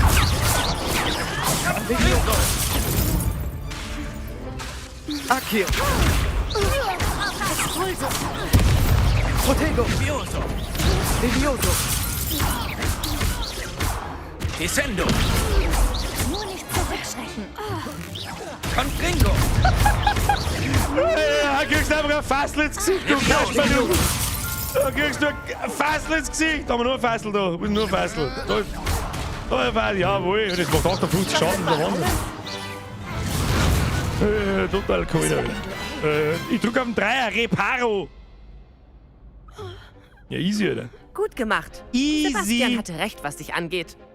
Die Konkurrenz ist stark, aber wenn du so weitermachst, wirst du noch der nächste Schulchampion. Klasse. Ich bin dabei. Sehr gut. Das zweite Duell kann losgehen, sobald du bereit bist. Bla, Als bla, bla. vollständig eingeweihtes Mitglied hast du nun... Überspringen, bla. Ich hoffe, du kommst wieder. Was ist jetzt? Ich muss ja 2 Runden gewinnen. Was jetzt nochmal? Ja, lass mich nochmal. Ich hab doch einfach nur... Hallo Lucan, kann ich mit der Puppe üben? Hallo Lucan, steht die nächste Duellrunde schon fest? Hallo, Lucan. Steht die nächste Duellrunde schon fest? Aber natürlich. Das wird ein äußerst spannendes Duell. Und? Nächste Runde? Kann's kaum erwarten. Los geht's. Großartig. Trittst du mit einem Partner an? Nein. Ich trete allein an. Dann kann's ja losgehen. Du soll ich her, das ist mir wurscht. Bereit für dein Ende? Jetzt kommen sie zu dritt. Verzeihung im Voraus. Das hab ich natürlich nicht berücksichtigt. Adeptenrunde. Durchbrich violette Schilde mit Kraftzaubern, wie dem Aufrufezauber Akio. Der ist auf 4, glaube ich, gell? Ja, das ist vielleicht da vor mir. Akio. Protego. Das war nicht meiner Wille. Oh. Levioso. Levioso. Ja, die Zauber hast du. Ich hab's schon verstanden. Akio.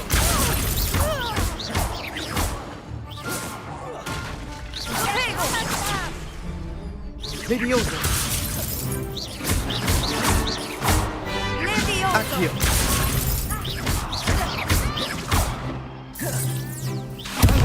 Au. Akio.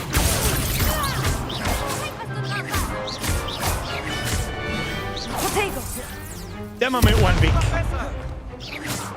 Einer ist weg. Akio.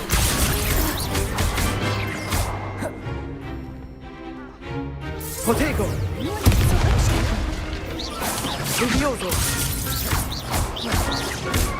War schon ein wenig knapp, aber es ist gegangen. Könnte ich mich nie fühlen. Ist gegangen. Sie haben daran gewonnen, was ist lila, was ist gelb und so, das musste der paar mit dem machen, dann geht's schon. Aber Ich hab jetzt nur mein habe Bestes ich... gegeben. Das hast du wirklich. Du warst den anderen Duellanten zwar schon aufgefallen, aber nach der letzten...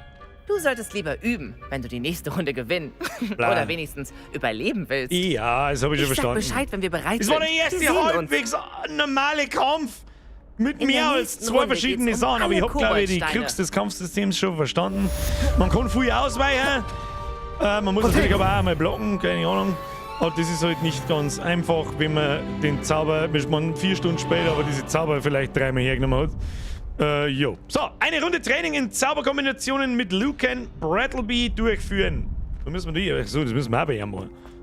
Sehr gut. Das machen wir noch. Hallo, das Lucan. machen wir noch. Kann ich mit der Puppe üben? Natürlich. Ich hole sie und gebe dir eine Liste Und die mit Kombinationen zum Tastenverteilung Üben. ist halt voll Bist du behindert. bereit, es zu probieren? Y. Wird auf Y irgendwas sein, ne? Ja, Das lass wäre mich probieren. wundervoll. Lass mich Wirke üben. all deine Zauber, bevor die Puppe landet. Wenn du die Übung frühzeitig abbrechen willst, sag mir einfach Bescheid. Was? Alle meine Zauber ausdreschen, bevor die Puppen landen. Akio.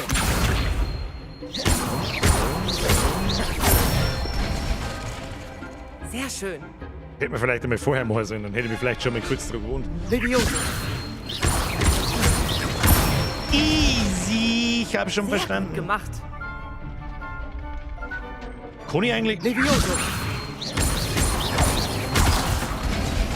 Ach, man kann das Kombon in der Luft. Jetzt verstehe Das ich's. war interessant. Ja, das war nix. Ich Levioso. darf das schon sagen. Akio. Kombos. Ausgezeichnet. Ah. Genug geübt, würde ich sagen. Du hast dich gut geschlagen. Danke, Lucan. Ich finde, man erkennt seine Schwächen besser beim Üben als im Duell. Jetzt bist du ein furchterregender Gegner. Okay. Okay, kurzes Fazit. Da reden wir jetzt Aufgabe gleich nach dem Stream noch schnell drüber. Machen wir sowieso jetzt mal. Professor Hackett, Aufgabe 1 abgeschlossen. Weißt du, was der jetzt sagt? Escape. Wo kann man speichern? Einstellungen. Speichern. Speichern. Speichern und überschreiben. Das hört sich doch gut an. Das hört sich doch gut an. Ja. Na, zurück. Freunde der Sonne, bevor sie wieder alle verpissen, herzlichen Dank fürs Zuschauen. Like nicht vergessen auf YouTube. Auf Twitch geht jetzt noch gefälligst jeder da um mir auf YouTube und lasst ein Like da. Wer das nicht tut, der ist raus. So. Okay. Es ist ein wenig zirkend. Gebe zu, es ist fantastisch gemacht. Es schaut wunderschön aus. Für jeden Fan mit Sicherheit super geil. Aber es zirkt sich schon gewaltig. Also es zirkt sich schon gewaltig, gell? Ich bin halt anderes gewohnt. Aber das Spiel muss halt für maximal viel Leid passen. Und darum ist es halt wahrscheinlich, wie es ist. Es ist halt bis jetzt halt wirklich extrem einfach. Im Prinzip 3 Tastendrucker und sehr viel labern. Frankie Boy! Die Tastenbelegung ist wahrscheinlich fürs amerikanische Tastaturlayout gemacht. Das glaube ich eher weniger, weil wenn das fürs amerikanische Tastaturlayout gemacht wäre, dann war es bei uns auf Z. Und mit der linken Hand tippst du nicht auf Z um, WASD rundum. Was ist mit E, was ist mit R, was ist mit F, was ist mit C? Das Schlechteste ist wirklich Y. Da kommst du weder mit deinem Fuckfinger noch mit deinem Ringfinger gescheit oben, genauso wie auf Steuerung, da kriege ich auch das Kotzen. Aber gut. Fazit mit einer Grafikkarte am Limit, oder? Ja, sicherlich ist die am Limit. Die ist 4 Jahre alt. Natürlich ist die am Limit. Nur dazu, wenn gleichzeitig der Stream läuft.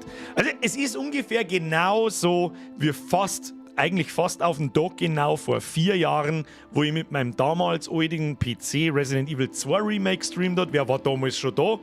Und da war es mir dann auch irgendwann zu blöd, dass ich mit 40 Frames umeinander laufe. Das merke ich halt auch, das merkst du ganz krass. Vor allem, ich habe das Gefühl, der Zauberstabschuss, der hängt ein wenig nach. Also ich druck, das liegt jetzt nicht an den Frames oder an der Leistung vom Computer, sondern weil der halt erst aufzieht und dann geht der Schwarf davon. Und die Combo dann genau machen, mit Levioso, 3-mal klicken, da drucke ich 3-mal, dabei hat beim 3. Mal klicken hat er erst den zweiten Zauberstab im Gesicht. Und ja, Sprenge schreibt, am Montag rennt die 94, sehe ich schon. Nein, so schnell wird es nicht gehen. Da werde ich mich mit sehr viel Ruhe und Gelassenheit auseinandersetzen, wie der neue PC ausschauen soll. Und was ich in der Zwischenzeit einmal da werde, ist, ich werde das Spiel mal off-stream spielen mit dem Controller. Weil, ja, auf was spielst du? Ich spiele auf PC, nur. Kommt mir ja nicht mit einer Konsolenscheiße und von wegen auf einer Konsole wird Lotz schneller und so weiter. Das kannst du mal ganz gepflegt aus dem Kopf schlagen, dass das wahr ist. Und aber kann natürlich gut sein, jene Spiele sind prädestiniert dafür, die werden einfach für einen Controller gemacht. Kann sein, ich bin ja ein totaler Controller-Mongo, weil ich ganz extrem selten was mit Controller spiele, aber einfach einmal ausprobieren. Also auf PS5 und am 8K TV ist die Grafik einfach Porno. Ja, Grafik ist nicht alles, wenn man dann bloß 30 Frames hat. Ich weiß, wer es nicht anders kennt, um Gottes Willen, ich mag es euch nicht schlecht.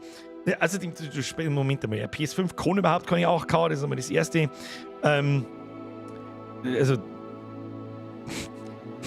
macht in so vielen Belangen keinen Sinn, euch. Also, merci für deine 6 €, aber es macht einfach keinen Sinn. Aber, egal. Ich mag es dir jetzt nicht schlecht schmerzen, aber du hast weder eine 8K-Auflösung auf deinem 8K-TV, nur hat der PS5 60 Frames in 4K? Kann ich nicht glauben. Auf PS5 hast du auch keine Ladebildschirme. Das glaube ich da auch nicht. In der Schnellreise hast du keine Ladebildschirme. Kannst du aber vergessen. Lieber mit 4K und 60 FPS als 8K und 30 FPS. Absolut richtig. Das merkt man aber erst, wenn du mal vor einem PC sitzt, also wie gesagt, ich mag das jetzt kaum Schlechtschmerz, aber deswegen bin ich halt normal PC-Spieler. Wenn du vor einem PC sitzt und ein Spiel mit 144 Frames auf Anschlag spielst, dann merkst du, wo der Unterschied ist. Das kannst du so kaum erklären. PS5 hat aber sehr schnelle Ladebildschirme, das stimmt. Ja, möglich. Haben ja mittlerweile auch, Gott sei Dank, finally erst mal endlich SSDs verbaut. Noch lieber 1440p und 120 Frames. Kann das eine Konsole überhaupt? Weiß ich gar nicht. Bei der PS5 hast du wirklich minimale Ladezeiten. Ja, wirklich. Da sind ja da mittlerweile auch SSDs drin. Er hat ja auch nicht behauptet, dass er in 8K spielt, sondern nur, dass der TV 8K hat. Also auf der PS5 und einem 8K-TV ist die Grafik einfach Porno. Wovon gehst jetzt du aus, was er meint, wie er spielt? Was haben wir heute schon wieder ein paar Gescheitschmerzen dabei heute. Ja? Kurzer Lob zu deinem Stream, hat mich mehrfach anbrunst, danke. Oh, Mr. The Teacher. Das freut mich natürlich sehr. Dann empfehle ich ganz schwer, den Stream vom Montag nachzuholen. Mehr sage ich da jetzt nicht. Falls du neu bist, ich habe keine Ahnung. PC ist der PS5 in allem so weit überlegen, wenn der Konsole rauskommt, ist die schon veraltet. Mei, das ist der uralte Krieg zwischen Konsole, ist ja klar, die scheiß Konsole kostet 500 Euro, mein PC, wenn er fertig ist, kostet 3000 Euro. Oder 4. Das ist aber ja auch klar, dass der stärker ist. Ich meine, das ist nicht, da wichse ich mir keinen drauf. Aber das ist der Grund, warum ich mir halt nur alle 4-5 Jahre einen PC kaufe. Ich verbringe extrem viel Zeit dafür. Ich brauche ihn für meine Arbeit. Ich brauche ihn für das da. Und überhaupt. Und keiner hat richtig... Jeder darf es angenehmer finden, wenn wir das jetzt in absolut flüssigen Battle anschauen. Und es wird halt mit zukünftigen Spielen, mit Unreal Engine 5 etc. wird es halt nicht besser. Ja, mit der Performance. Das ist nun mal so, weil einfach so alle 4 Jahre, alle 5 Jahre ist nun mal so ein kleiner Generationenwechsel und dann gelangt er einfach nicht mehr. Dann wenn ich den jetzt für privat da überall hingelangen, nicht falsch verstehe, ich hätte mir privat niemals, ich hätte mir privat damals schon kein 2080 Ti gekauft, niemals, wenn ich nicht vorher weit über 1000 Leute streamen darf. Das würde ich nicht tun. Und der Benny Hu schreibt, den alten PC könntest du dann als Streaming-PC nutzen. Das ist bis jetzt auch der Plan. Der wird komplett platt gemacht, da bleibt alles drin, so wie es ist. Beziehungsweise die NVMe, die drin ist, die kommt in meinen neuen Rechner rein. Die ist noch nicht einmal, die habe ich vor einem halben Jahr oder so gekauft. Und da ist dann nichts mehr drin. Ja, da kommt Grafikkarten durch, außer die verkaufe ich wahrscheinlich. Die läuft dann nur noch mit dem Intel eingebauten Grafikkartenmodul. Und da läuft nichts drauf, außer OBS, eine Capture Card und da wird dann gestreamt und auf meinem Gaming-PC dann, also sowohl für mich Offstream, auf meinem Arbeits-PC, auf meinem Streaming-PC, läuft dann ein Spiel und da gibt es dann kein... Ich möchte ja gar nicht wissen, wie viel Performance auch OBS nebenbei konsumiert, dass ich da mit 50 Frames umeinander laufe. War jetzt eigentlich interessant zu wissen, wenn ich da im Ladebildschirm bleibe, wenn ich OBS zumache, ob es dann aufgeht. Naja. Wie funktioniert das genau mit einem Streaming-PC? Streamst quasi über den einen PC und spielst am anderen. Ganz genau. Stellst dir vor, ich habe jetzt meinen Rechner da unten unter dem Tisch hängen. Ich habe 3 Monitore, ich habe da meinen Hauptmann, den dritten nehme ich fast nie her, den brauche ich nur für die Arbeit. Meinen zweiten Monitor habe ich meinen Chat und den ganzen Scheiß. Ich habe aber auf dem einen System habe ich OBS laufen, das filmt im Prinzip mein Spiel ab, ja, und streamt das zu euch und ihr könnt es euch da anschauen. Dann die ganzen Funktionen drin, die ich brauche. Ja, ich kann eine Donations lesen, ich kann die Szenen wechseln, ich kann einen Ton kontrollieren, ich kann einen Chat lesen und den ganzen Mist. Das hat jetzt mit OBS nicht so fett zum Tor, aber ist ja wurscht. Und gleichzeitig rennt halt das Spiel, rendert das Spiel, berechnet das Spiel und so weiter. Natürlich kostet es Leistung, das ist ja klar. Und so ist es dann getrennt voneinander. Hat dann auch noch mehr Vorteile. Also ich darf mir niemals einen zweiten PC zum Streamen kaufen. Jetzt, wenn ich mir aber halt einen neuen Bau, wo ich sowieso alles neu brauche, bis auf ein paar Einzelteile, dann kann ich auch mal hergehen, ich weiß sowieso nicht, was ich mit dem tun soll.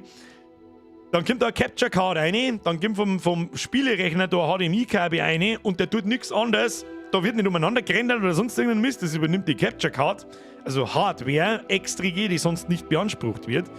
Und übertragt das Beutel für euch. Selbst wenn dann einmal ein Spiel abschmiert oder sonst irgendwas, läuft der Stream trotzdem weiter, weil dieser Rechner einfach nur auf stabil ist. Birger, Ende dieses Monats kommen doch die neuen AM5 Ryzen raus mit mehr L2-Speicher, also die 3D. Da habe ich heute erst auch mit einem Spezi gerechnet, der ist ein absoluter AMD-Fan. Ich hasse AMD auf den Tod, egal wann ich jemals ein AMD-Produkt gehabt habe, ist mir scheißegal. Ich werde es wahrscheinlich auch abwarten und werde es mal anschauen. Und wenn meine Kontaktperson, die meine Beratung ist so für meine PC-Komponenten, sagt, ja, Das kann man machen, dann werde ich es machen. Ansonsten werde ich einen Teufel tun und auf AMD wechseln. Seit 3 Generationen jetzt, glaube ich, immer Intel plus Nvidia und ich habe noch nie Probleme gehabt seitdem. Mit jedem AMD-Rechner, egal ob Grafikkarten oder Prozessor, immer geschiss. Immer am Abkacken, Komponenten ganz kaputt wie meine Grafikkarten damals und. Sag ich ganz ehrlich, leck mich bloß am Arsch, Alter. Ist mir wurscht, so in AMD, dann hab du deinen L3-Speicher.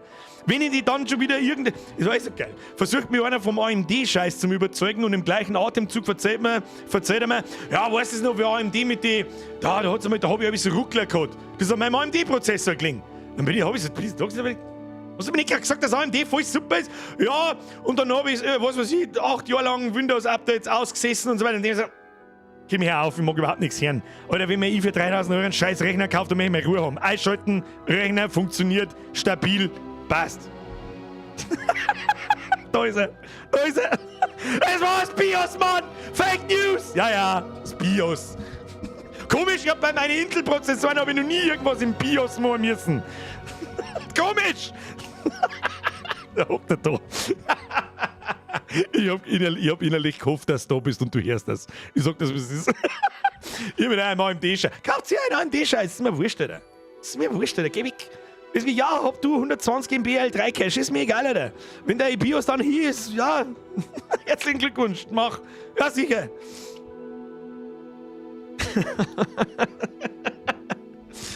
AAA-Spiele gibt's bei mir nur auf Konsole, der Rest dann auf dem PC, wie Sims 4, Skyrim oder Fallout mit Mods dann. Ja, die Spiele kannst du immer spielen. Das ist jetzt auch was, wenn ich nicht streamen würde und ich hätte mir trotzdem den Rechner gekauft, damals vor 4 Jahren, was völlig utopisch gewesen, weil wer zur Hölle kauft sich Grafikkarten für 1.500 Euro, leck mich. Das hätte ich nie da, nie.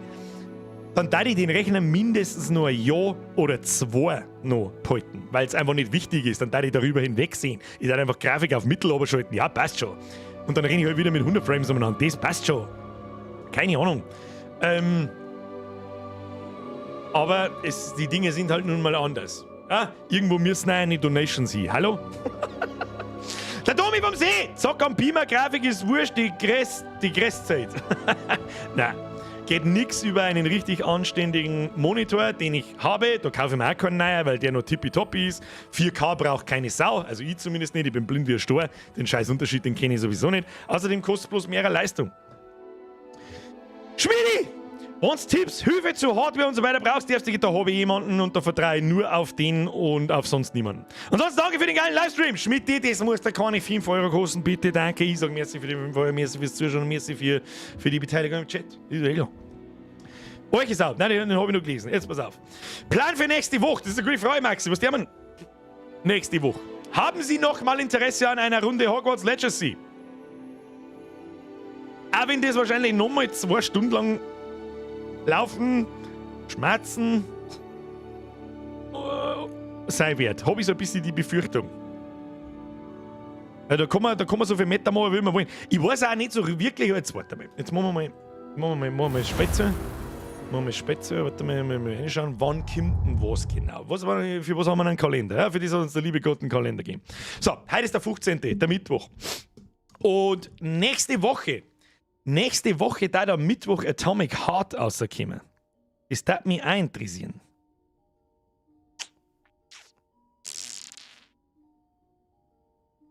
Alex schreibt, wo ist eher nie wieder Intel, nur noch AMD. Ja, viel Spaß damit.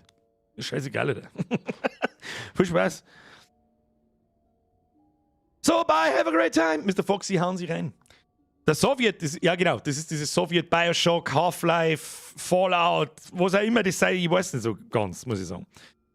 Ich habe immer noch Bock auf Hogwarts, um Gottes Willen. Ich habe bloß ein bisschen Angst, dass ihr abbiegt irgendwann, weil das scheiß Tutorial nur 2 Stunden dauert. Da bin ich mir sicher. Von A nach B laufen, 5 Sätze labern in Zeitlupe, bis wir da mehr rauskommen und bis etwas passiert. Wenn ihr Bock habt, dann voll rein. Battle Brothers habe ich mir extra wegen einem Bierger geholt. Da lasst euch von mir nicht so viel beeinflussen, Leute. Ja, haben wir aber spielt privat kurz weiter und der Story gleich mit dem Controller, dass Gamer am Start ist. Ich spiele nicht weiter. Offstream spiele ich nicht, weil das ist ja das Letzte. Der Benny Hu schreibt, geiles Spiel, aber Montag Hogwarts, Mittwoch Atomic Heart. Sollen wir Atomic? Ich muss mir das einmal anschauen. Ich darf gern. Das Problem ist halt, das kommt nicht wirklich einen Tag vorher raus. Da kann ich nicht abschätzen, taugt es überhaupt was, läuft es überhaupt irgendwie irgendwas, bla bla bla. Machen wir es doch so. Ich lass Atomic Heart einmal auf der Liste. Nächsten Donnerstag kommt zum Beispiel nämlich auch Sons of the Forest und Company of Heroes 3. Das sind zwar so Sachen, auf die ich auch Bock hätte. Und dann ist sowieso ziemlich bald Ende, weil am 3. März, was auch schon in 2 Wochen ist, kommt The Last of Us. Und dann ist ganz lang, bis wir fertig sind, The Last of Us. Ob es euch gefällt oder nicht, ist mir scheißegal. 10 Jahre habe ich gewartet, das Spiel zum Spielen und das werden wir spielen. Okay? Der Glitzi schreibt, lohnt sich das Spiel? Ich hab nicht zugeschaut, ich möchte selber spielen. Kann ich da noch nicht sagen, habe ich zwingend gesehen. Ich stream Sons of the Forest und The Last of Us. Was? Montag Hogwarts, Mika Battle Brudis. So, wenn ihr nochmal Battle Brothers Bock habt, dann können wir auch das tun. Warum nicht? Wenn du neuen AMD kaufst, ist das Company im Bundle dabei. Ja, und dann habe ich die nächsten 4 Jahre einen Scheißprozessor, aber... Company of Heroes war doch das Rundenstrategie-Kriegsding. Nein, Echtzeitstrategie, die ist mir kombiniert mit Rundenstrategie, glaube ich, wenn ich es richtig gesehen habe. Eine Frage, welche Plattform ist für einen Streaming-Anfänger besser, Twitch oder YouTube? Ist auf beiden gleich hart. Trust me. Mach auf beide gleichzeitig. Wie? Ja, da, ich streame auf YouTube und Twitch gleichzeitig. Mach du auch, fertig. BB, wenn es andere nichts ist, dann machen wir es so. Hogwarts am Montag. Wer ist für Hogwarts am Montag? Daumen nach oben. Aber der Mittwoch bleibt unschlüssig. So werde ich das auch übrigens bei mir im Discord ankündigen. Ich werde mir das am Dienstag anschauen. Vielleicht gibt es am Dienstag schon Tests. Wenn es ein Totalausfall ist, was gut sein kann, ist ein Indie-Entwickler, glaube ich. Ein mittelgroßer Indie-Entwickler. Sonst könnten es gar so ein Spiel machen. Und es ist durchaus möglich, dass er absoluter Bullshit ist. Dann wechselt man spontan am Mittwoch auf irgendwas. Noch mehr auf Hogwarts meinetwegen, weil da kann man nur eine Stunde reinputtern, ist ja mir wurscht. Und das ist eine gute Frage. Oh, das ist der Basti. Basti, bist du das? Streamst du am Rosenmontag? Nächsten Montag ist Rosenmontag, gell? Ist nächsten Montag Rosenmontag? Ist nächsten Rosenmontag überhaupt irgendjemand da? War nicht der Feiertag? Ist Rosenmontag ein Feiertag? Nein, der Faschingsdienstag ist ein Feiertag, oder? Ist nächste Woche Feiertag? In Bayern kein Feiertag. Okay.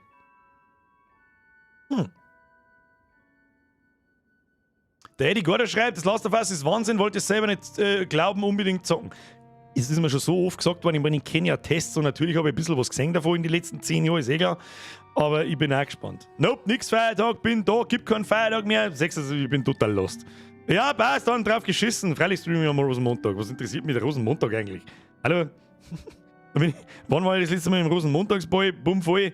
Vor 10 Jahren wahrscheinlich. Verstehe die Frage nicht. Ich verstehe die Frage nicht. Ja, dann lassen wir Mittwoch nur so halbscharig offen. Entweder Battle Brothers oder Atomic Heart. Die Woche drauf. Die Frage ist, rendiert sich halt Atomic Heart wegen einmal? Weil nämlich einen Tag später kommt Sons of the Forest und das würde ich dann gern die Woche drauf spielen. Am Mittwoch. Und dann kommt schon nochmal die Woche drauf, kommt dann The Last of Us. Und dann, wenn wir mit The Last of Us fertig sind, kommt Resident Evil 4. Wenn wir mitten in Resident Evil 4 sind, kommt Amnesia The Bunker. Ob das was ist, weiß ich nicht, aber es kann ein Horrorspiel sein. Dann kommt, soweit habe ich es mir gar nicht zusammengeschrieben, Mitte April kommt Minecraft Legends. Das mag ich vielleicht auch mal ausprobieren. Warum nicht? Wir haben das originale Minecraft auslassen, probieren wir dann mal was Neues. Ende April kommt Jedi Survivor, das neue Star Wars Spiel. Im Mai habe ich noch gar nichts zusammengeschrieben. Im Mai, Alter, das ist in 3 Monaten. Oder das ist eigentlich gar nicht mehr, das ist in 2,5 Monaten. Bist du besoffen? In 2,5 Monaten ist Mai. Alter, in 3,5 Monaten fliege ich schon wieder in Urlaub. Wir können das schon wieder ein Jahr her sein, wo ich in Urlaub geflogen bin. Möchtest du mich verarschen, Alter? Was ist denn eigentlich kaputt? Sitze ich da noch mit dem Pimmel am Hirn? Ich weiß es auch nicht. Und im Juni ist der Dauerstream von Diablo 4. Dann bin ich erst mal 1,5 Wochen weg. Und dann ist Endspurt zur Sommerpause und dann ist schon wieder Sommerpause. Ja, aber bis wir schauen, ist wieder scheiß Sommerpause. In weniger als 6 Monaten. Wir haben ja doch gerade erst aus der Sommerpause rausgegangen. Was haben wir nach der Sommerpause bis heute da? Ich bin verwirrt. Warte mal, was heißt da Dauerstream D4? Habe ich schon ein paar Mal erklärt, können wir aber gerne wieder mal. Am 6. Juni kommt Diablo 4 raus. Ich bin absoluter Diablo 4 oder Diablo Hardcore-Fan seit eigentlich Diablo 1, wenn man so möchte. Da waren die meisten da in Abrahams Wurstkessel. Und darum werden wir das spielen. Diablo 4 ist normalerweise nicht so die Art von Spiel, die ich in meine Streams herzeuge, weil das wird nicht lustig. Da wird nichts Lustiges passieren. Das ist der Hardcore-Shit. Ich kann euch halb verzeihen, ich spiele recht viel, ich Spiele und bla bla bla. Das werden wir mal ausprobieren. Was passiert denn, wenn ich mich hinsitze, sobald ich Bock habe und gehe, wann ich Bock habe? Nichts mit nur Montag, Mittwoch, 20 Uhr, sondern am 2. Juni, für die Leute, die die Heroic-Version kaufen, kommt Diablo 4 am 2. Juni. Das ist ein Freitag. Wenn das Spiel kommt, eine Stunde bevor es losgeht, starte ich diesen Stream und dann gibt es Dauerstream. Und mit Dauerstream meine ich Dauerstream. Nämlich dann wird gespielt, bis ich nicht mehr mag, dann schalte ich den Stream ein, gehe ins Bett, da habe ich dann Urlaub, das ist ja dann für mich wieder Urlaubszeit, ich habe jetzt dann 0 Urlaub irgendwann, vielleicht einmal einzelne Tage irgendwo, aber im Juni bin ich immer eine Woche weg und im August bin ich dann immer, für euch bin ich 4 Wochen weg, aber habe 3 Wochen Urlaub, wenn man so will. Und da, das ist genau die Woche, bevor ich wieder in Urlaub fliege, wie das letztes Jahr auch war. Da haben wir auch sprichwörtlich am Mittwoch da gesessen, gestreamt bis um 11 Uhr und 2 Stunden später bin ich am Flughafen gefahren und in den Urlaub geflogen. Und am nächsten Tag habe ich um 11 Uhr Mittag das erste Foto vom Hotel ausgepostet, im Discord drin. Das wird dieses Jahr wieder so laufen, von Freitag bis Mittwoch. Mit Dauerstream meine, das heißt jetzt nicht, dass ich um 8 Uhr, es gibt keine festen Zeiten. Es gibt einfach nur, Spiel fängt an, ich schalte den Stream ein, und ihr werdet es mir dann so erleben, ja? So, diesen hier. Was ist jetzt wieder? Habe ich wieder irgendwas kaputt gemacht? Warte mal. Hallo, ich habe irgendwas kaputt gemacht. Jetzt höre ich wieder was. Ja, da wird so eingesandelt, da wird sie 5 Tage lang nur von fucking Fast Food ernährt und Energies eingesuffen wie ein geistig Behinderter. Und wenn man miteinander spielen kann, machen wir einen Community-Zock draus. Das haben sie aber auch schon ein paar Spätzchen von mir angemeldet. Aber gut, die haben nicht so viel Zeit wie ich. Am Wochenende wahrscheinlich schon, aber die Woche drauf dann nicht. Dann kann man da wahrscheinlich auch wieder Gilden gründen. Und dann spielen wir Diablo 4, bis wir kotzen. Es gibt eine Voraussetzung, okay? Wenn das Spiel gut ist und erträglich ist. Wir werden das Spiel atmen, wir werden es auseinandernehmen, wir werden es uns selber anschauen, wir werden uns nicht von irgendwelchen Videos beeinflussen lassen oder von irgendwelchen Twitter-Spasten, ob jetzt das Diablo gut oder schlecht ist. Das lässt man schon selber auf uns wirken. Und ja, dann sitze ich da, bis ich entweder keinen Bock mehr habe oder nicht mehr kann. Dann schalte ich den Stream aus, gehe scheißen, gehe ins Bett, schlaf. Am nächsten Tag stehe ich auf, trinke einen Tasse Kaffee, rauche Zigaretten und schalte den Stream wieder ein. Und dann geht's weiter. Mit so wenig Unterbrechung, wie es geht. Circa wie WoW, oder? Waren ja 4 Stunden. These are rookie numbers. Ja? 4 Stunden, rookie numbers. Ich rede da von Vormittag bis in die Nacht ein. Natürlich machen wir da mal eine Pause dazwischen. Ich werde ungefähr jede Stunde oder alle 2 Stunden mal 1, 2 Zigaretten rauchen gehen müssen, weil sonst flippe ich aus.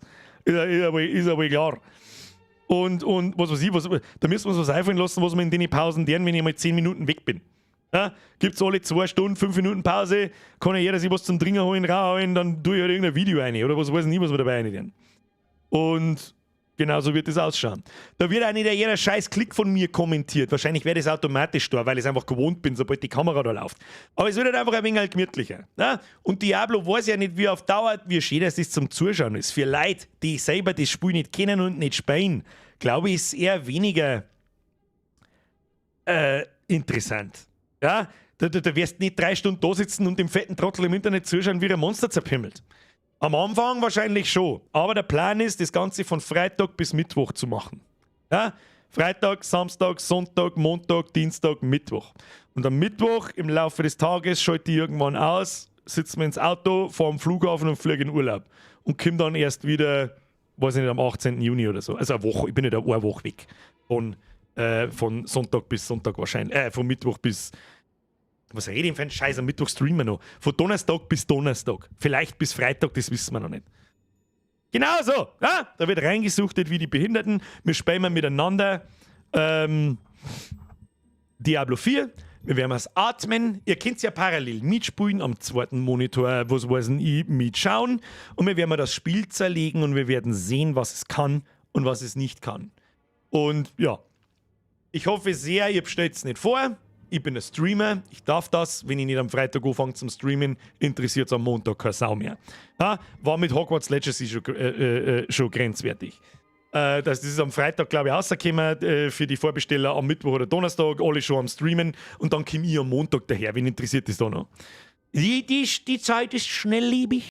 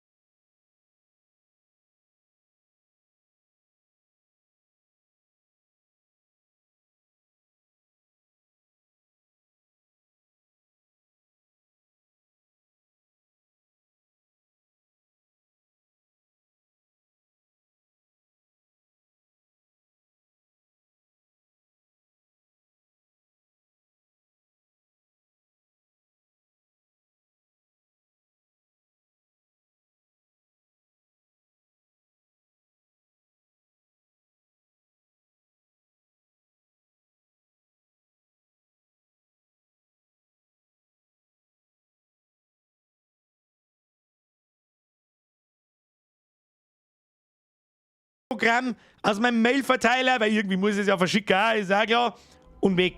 Okay? Ich möchte es nur mit Nachdruck sagen, ich gebe eine E-Mail-Adresse nicht irgendeinem Spasten oder sonst was, wie es alle anderen Firmen machen. Ich wiederhole, alle anderen Firmen machen. Okay? Dann lösche ich das und dann ist gut. So. Sag's bitte nochmal, auch mal von hinten. Wenn da schon jemand ist, der kann das... Ich kann euch auch gerne erklären, was das Ding alles kann. Das ist gut, nicht mit Abstand, ist vielleicht ein bisschen übertrieben, aber es ist... Ob es das hochwertigste oder das wie soll ich sagen, oder das mit den meisten Features ist, ich glaube ja. Damals war es noch. Sagen wir es so. Das Bavarian Caps gemacht hat. Was kann es alles sehen? Gestickt, nicht gedruckt. Okay, das ist mir ganz wichtig. Gesticktes Logo von Bavarian Caps. Hier vorne, das hier ist Aluminium. Ich weiß gar nicht, ob es ist ein Aluminium-Irgendwas-Gemisch. Ein Metallemblem vom Vollbier-Squad auf einem... Hoppala, wo ist denn da? Auf einem blauen Lederpatch, den man, glaube ich, ganz gut sehen kann. Auf der anderen Seite, gestickt mein Logo. Hinten, dir wird es wahrscheinlich um den Verschluss gehen. Ich weiß, es ist ein Snapback-Cap. Andere Flexfits, Hand nicht von Bavarian Caps, die gibt es dann nicht. Vielleicht einmal die zweite Version. Mal sehen. Ich bin normalerweise auch viel mehr Fan von Flexfit-Caps. Erzählt mir das nicht, ich weiß das. Es geht halt nicht anders. Dann, unten am Schirm, ich glaube, man sieht es, gestickte Rauten. Das ist nicht gedruckt oder aufgemalt oder sonst was. Das ist ein Faden, der ist gestickt. Innen haben wir den längsten Fluch, der mir eingefallen ist. Achtung, der steht um das ganze Stirnband innen rundrum. Hüme, Hacko, Zahlen, Zement, Kreuz, Kruzifix, Halleluja, Scheißheisel, Nutten, irgendwas. Steht da tatsächlich. Steht bei jedem natürlich was anderes. Das ist ein Bandel, das abgeschnitten wird. Dann ist ein kleines Mackerl drin mit meiner Signatur. Die ist auch gestickt. Die ist dann natürlich nicht in echt von mir da eingemalt, aber das ist meine echte Signatur, die da hergenommen worden ist. Und das Original hat da noch lauter kleine Birger-Logos in der Naht drin. So. Das ist alles, was kann. Es kostet UVP 40 €. Wie alle anderen Caps bei Bavarian Caps auch. Und das Material da herum ist sehr weicher Filz. Und der Schirm ist, wie ein Kappi-Schirm halt ist. Ja. Und ich glaube, es ist eines der schönsten Kappi, die es haben. Das sage ich jetzt nicht, weil es unseres ist. Das ist schon auch ein wenig. Aber ja, da haben wir lange umeinander geschissen, bis wir das gehabt haben. Einen Prototypen zu entwickeln. Und ich habe schon immer ein schlechtes Gewissen gekriegt, weil ich hab ihn halt gefragt, was ist denn alles möglich?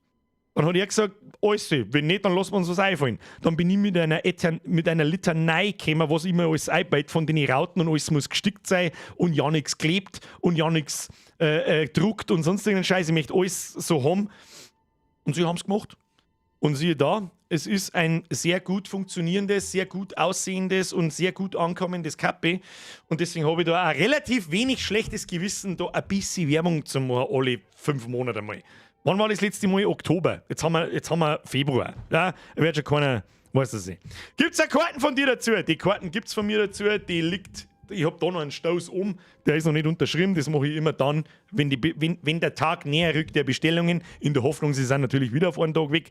Dann unterschreibe ich die alle von Hand. Das wird nicht gedruckt. Die unterschreibe ich da tatsächlich, weil es die einzige Möglichkeit ist, wo ich selber was verschicke. Da kann ich auch nicht reinlegen. Genau. Naja, manche kosten bei denen auch schon mehr als 40 €. Das wollte Leon, das wollt ihr jetzt gerade noch dazu sagen. Und es fängt bei denen mittlerweile schon an, dass manche Kappe mehr wie 40 € kosten. Und glaube mir, würde das hier auch. Es kann auch was, ich sag's jetzt auch ganz ehrlich, verlasst euch mal nicht auf die 40 €. Das war jetzt keine Vorhersage, dass das Kappi auch teurer wird, aber wie oft haben wir es nicht schon gehabt, dass mittendrin heißt, oh ja, da braucht es was heißen, ja, wir müssen welche nachproduzieren, das Metallemblem kostet jetzt nicht mehr so und so viel, sondern kostet doppelt so viel. Oder so und so viel mehr. Dann muss ich auch 42 € aufs Kappi draufschreiben. Ich glaube, dann stirbt zwar auch keiner, euch ist sowieso wurscht. Die meisten, die da erinnern können, habe ich manchmal so das Gefühl. Aber kann passieren. Bis jetzt nicht. Bis jetzt ist alles cool. Bis jetzt ist der EK ist immer noch der gleiche. Bis jetzt zumindest. Und ja, bis jetzt kostet es 40 €. Und bei mir plus 5 € Versand oder 5,50 € Versand. Irgend sowas. Außer die haben auch wieder teurer geworden, was auch im 3-Monatstakt waren. Dann haben wir halt bei 5,80 € oder was weiß ich nicht. Es ist eigentlich ja sowieso wurscht. Was rede ich denn eigentlich? Kann man auch persönliche Karten bestellen? Nein. Das ist wieder, ich bin der One-Man-Job. ich mache hier alles alleine. Da mache ich mir nicht die... Also, ich würde es gern, aber ich habe auch noch andere Sachen zum tun. Da kann ich einfach seine extra Wünsche nicht garantieren. Und bevor ich mir jetzt daher sitze, ja, schreibt 2 Wochen und scheiß zusammen, ich schicke euch dann die Karten schon so, wie es gehört. Und dann übersäge ich irgendwas, das fangen wir gar nicht erst an. Jeder kriegt die gleiche. Hab mich eingetragen, aber keine Bestätigungsmail gekriegt. Hat's jetzt trotzdem funktioniert oder nicht? Wie soll ich denn das jetzt sagen, ohne dass ich lauter E-Mail-Adresse vorlese? Schmidti. Wenn dort gestanden ist, es hat funktioniert, grün, dann hat es funktioniert. Ich hätte da einige E-Mails reingekommen. Ich weiß ja natürlich jetzt der E-Mail. Du schreibst jetzt ja nicht da rein, weil sonst hau ich den Knockert nach. Wenn die Nachricht dort steht, du hast dich erfolgreich eingetragen, du kriegst eine Bestätigungsmail, dann hast du dich eingetragen, das hat 100%ig funktioniert. Wenn du die Bestätigungsmail nicht gekriegt hast, schaust du mal im Spam-Ordner. Und zwar in allen. Ja, ihr hört es selber, leider registrieren sich gerade. So. Ich hätte auf meine Karte gerne Brieger. Feels Batman. Irgendjemand hat Brieger, oder? Habe ich mir auf einer Karte, von denen ich wie viel ich unterschrieben habe, ich mir unterschrieben. Es hat auch einer, der Toni, der hat eine Kappe gekriegt, da ist das Logo verkehrt rum. Ungelogen. Und ich war der Meinung, wie gesagt, das ist ja kein Scheiß nicht, ich verbackel jetzt einzelne Backel selber, ich kontrolliere jetzt einzelne Backel selber, ich lege die Backel zusammen, ich bringe die Backel fort, beziehungsweise mittlerweile lasse ich es abholen, weil ich nicht bescheuert bin und fahre nur mit, 25.000 gefühlt Schachteln irgendwo hin und gebe die ab, die halten mir einfach nicht ganz sauber. Und ja, ich mache das alles alleine, okay? Und da soll jetzt halt... Da schaue ich halt drauf, weil ich schon sehr lange einen Online-Job leite in normalen Arbeiten, in seriösen Arbeiten, wenn man so will, dass das so einfach von der Hand geht, wie es geht. Keine extra Würst, das tut mir ein bisschen leid, aber it is what it is.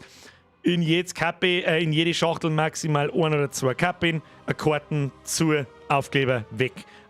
Schachtel, Kappe, Karten zu, weg. Naja. So! Hast du auf dem PC auch FPS-Drops? Ja, FPS-Drops direkt nicht. Generell sind meine FPS relativ niedrig, aber mein PC ist auch nicht mehr der jüngste. So! Freunde der Sonne, jetzt schleichen wir uns.